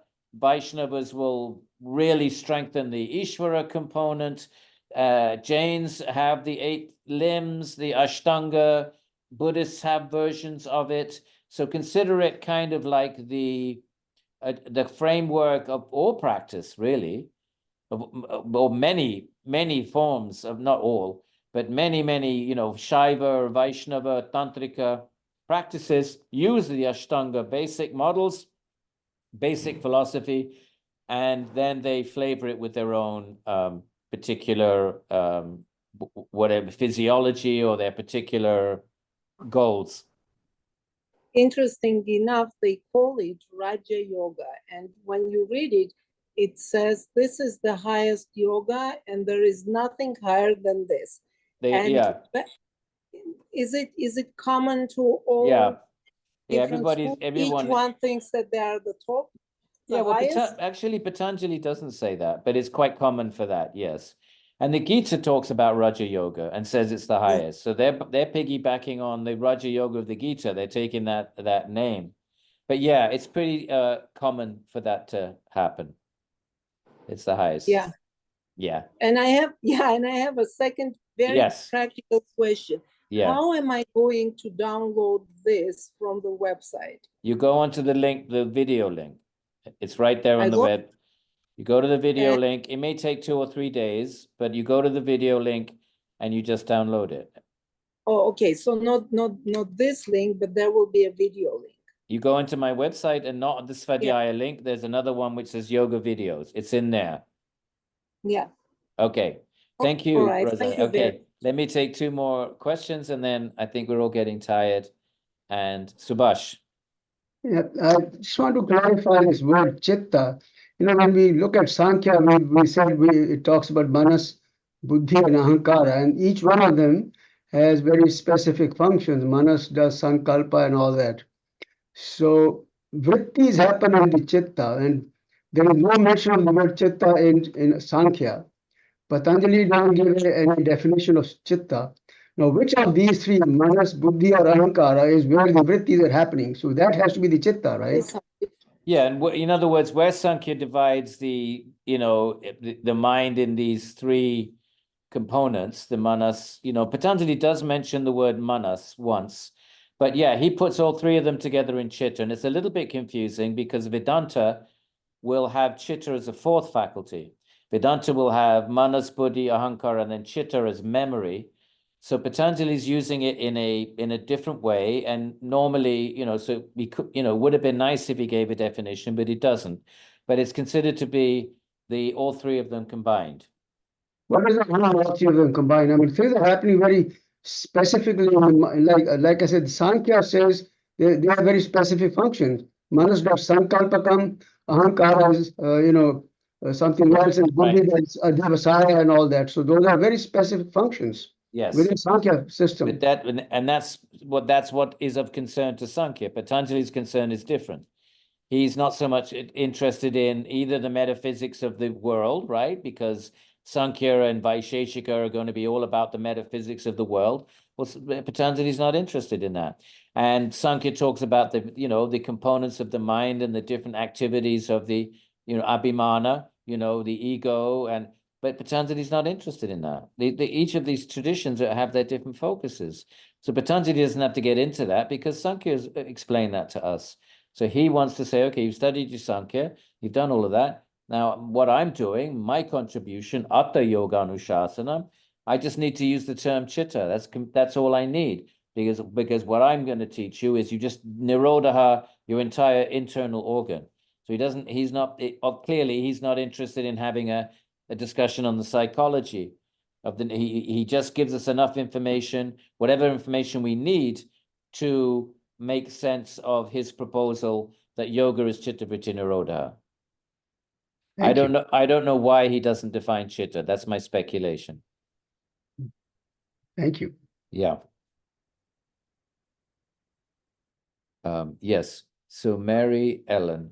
Yeah, thank you. Okay, so I have, logically, I could understand how the mind disappears in asamprajanata samadhi and there's no trace.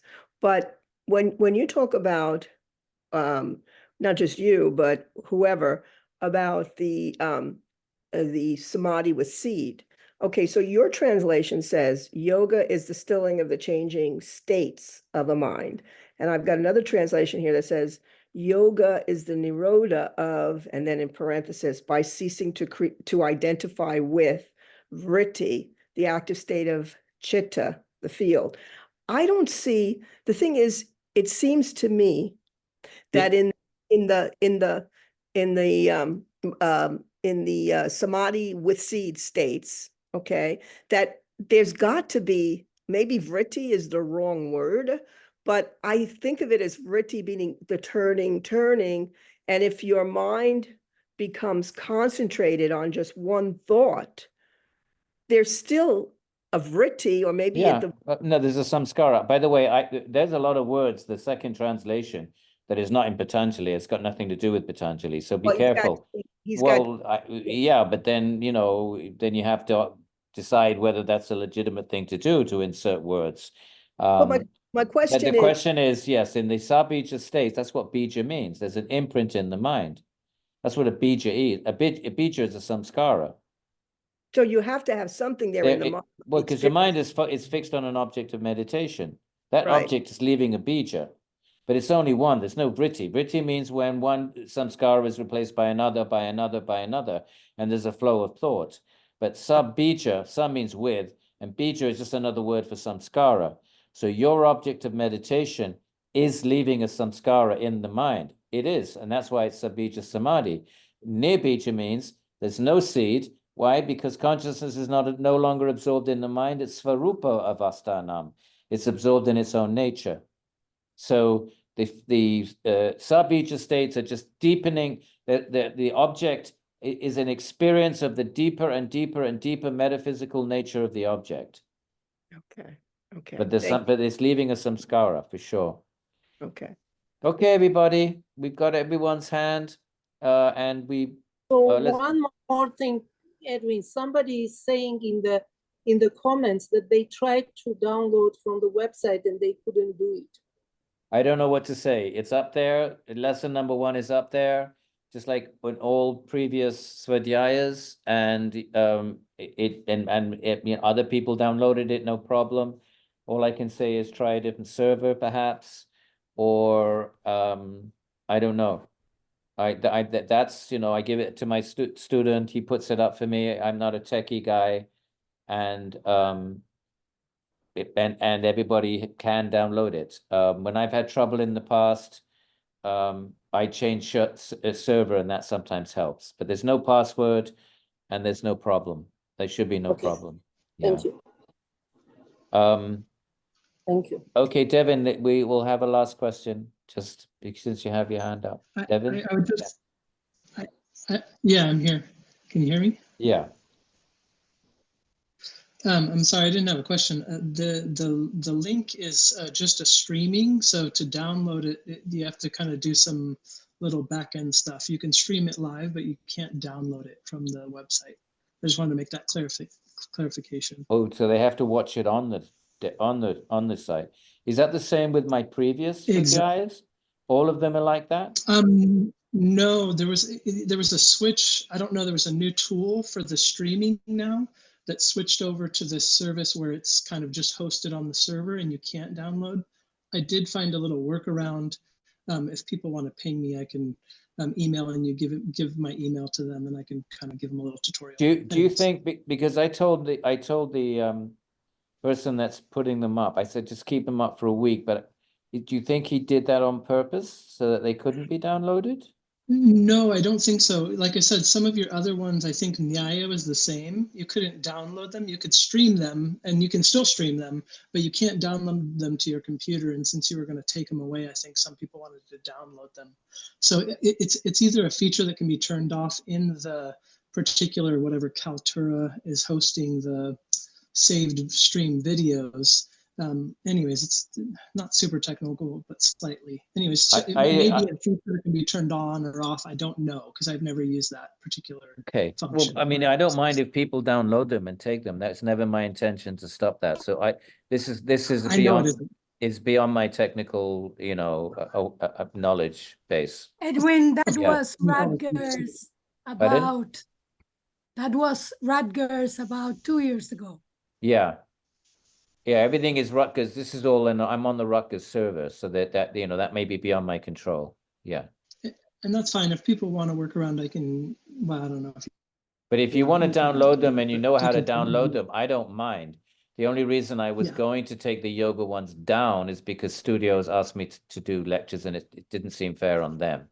But if they're up for a week and you can download them, by all means do. But then you'd have to figure out, maybe Devin will tell you how to do that. Yeah, I did put it in the chat. Somebody asked if they want to look at it. I can't remember who asked the question, but I did do a little. Okay. Anyways. Thank you, Devin. Yes. Yeah. Edwin, do you think you could leave the classes up just for the length of the course? Yeah, I'm not in a hurry to And- take them down. I'll leave them up for a month or 2 months. I don't really care. I mean, If you could leave them for the duration of the course, because yeah, of some of us course. have to watch them 2-3 Yeah, times. yeah, nothing's been taken down. Yeah, I'll leave them up. I'll leave them up until the next time somebody asks for a workshop. Then I'll take them down. Okay? Okay. Yeah, because studios have to make money too, Yeah. right? It's not easy to run a yoga studio. So they make money from in part, and one of the ways they make money is to have workshops on. So that's the only reason. Okay, my friends. And somebody was going to tell me how to get back a disappearing page. Yes, just so bring up the Adobe viewer one more time, show it on screen, and we'll walk you through it. So you mean go back to this? Yes. Okay. So I think you had the tip given to you earlier. There are two tabs at the top. Of this Sorry, doc. should you stop recording? Oh, yes, I should. Stop share. Okay, how do I stop recording? 1 second, sorry. Let's do this. And where's the record? Oh, it's up there. How do I stop recording? Oh, pause, stop.